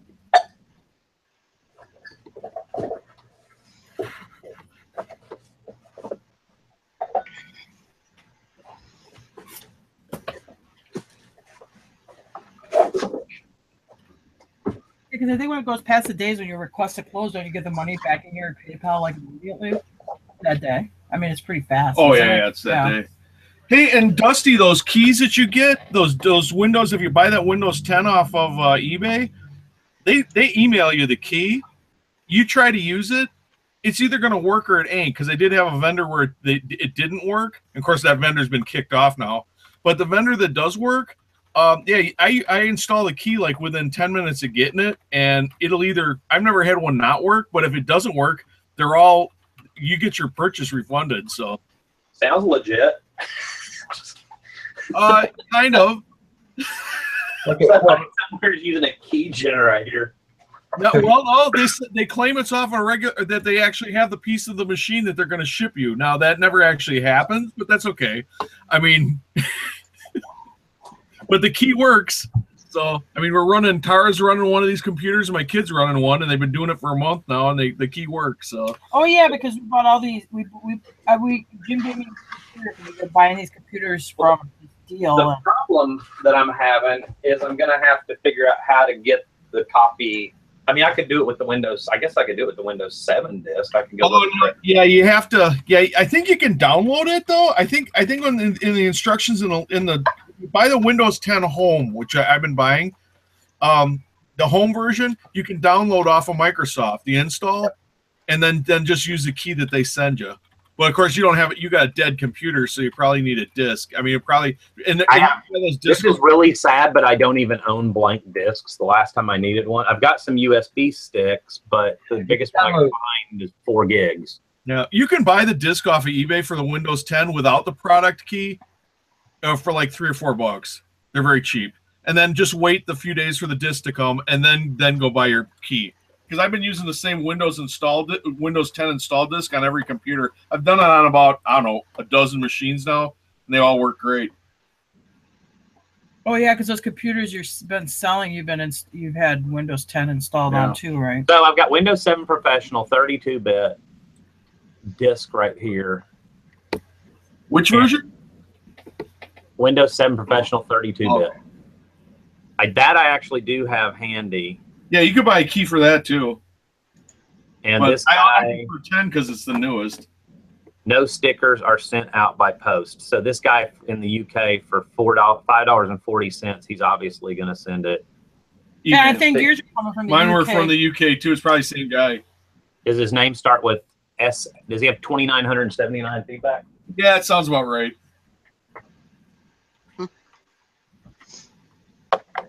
All right, buy it now. Yeah, it's been the $5 or $6 just to put Windows 7 on it. We'll try that. If that doesn't work, then I started out with 7 because these computers were coming in with the tag on the side, and I have a 7 installed disk, and I put 7 on a couple of them. But then I thought, what the hell? Just for a few more bucks, I can put 10 on them, and that's why I switched over to put. Now all of them I put 10 on them. And I'll say one thing about 10. I didn't realize it's extremely small. Yeah. It's extremely small operating system and very bare bones. They don't put in a bunch of like players or sample music or sample pictures, any of that crap. It's actually pretty clean. And I don't like new things, but I gotta say this Windows 10 actually, I'm warming up to it. I like Windows 10. I don't have any problem with it. Well, the computer I work on was Windows 8 when I bought it at a garage sale or an estate sale, and it had she didn't know what it was, so she sold it to me for $20 with Windows 8 on it like 2 years ago. 2 terabyte hard drive on it. So anyway, I usually grab all the disks I can find when I'm out digging through storage units and all that, just because I know there's going to become a point like right now where I need the actual physical disk. Yeah, I got a whole passel of them, but that don't do you any good. But anyway, this Windows 8, I tried to upgrade it to 10, and it locked up the whole damn computer. Yeah. I just couldn't get 10 to work on it, so I just wound up staying with 8 on it. That's the only bad thing I've run into with 10 was on this, and it's a Hewlett Packard or something. Yeah, it's a Hewlett Packard, and I went online, and actually that particular model does have issues with 10. So I just reinstalled 8 and just left it. Press any key to boot from CD or DVD. You press the any key? That didn't work. Control Alt Delete. You gotta go into your setup. Okay, guys, I think I'm gonna wrap up the show. Why would I? So everybody have a great day, and I'll post a link for the working hangout in the reseller squad, and it should be around noon. So we'll see you there. Bye. All right, thanks, Valerie. Bye. Bye.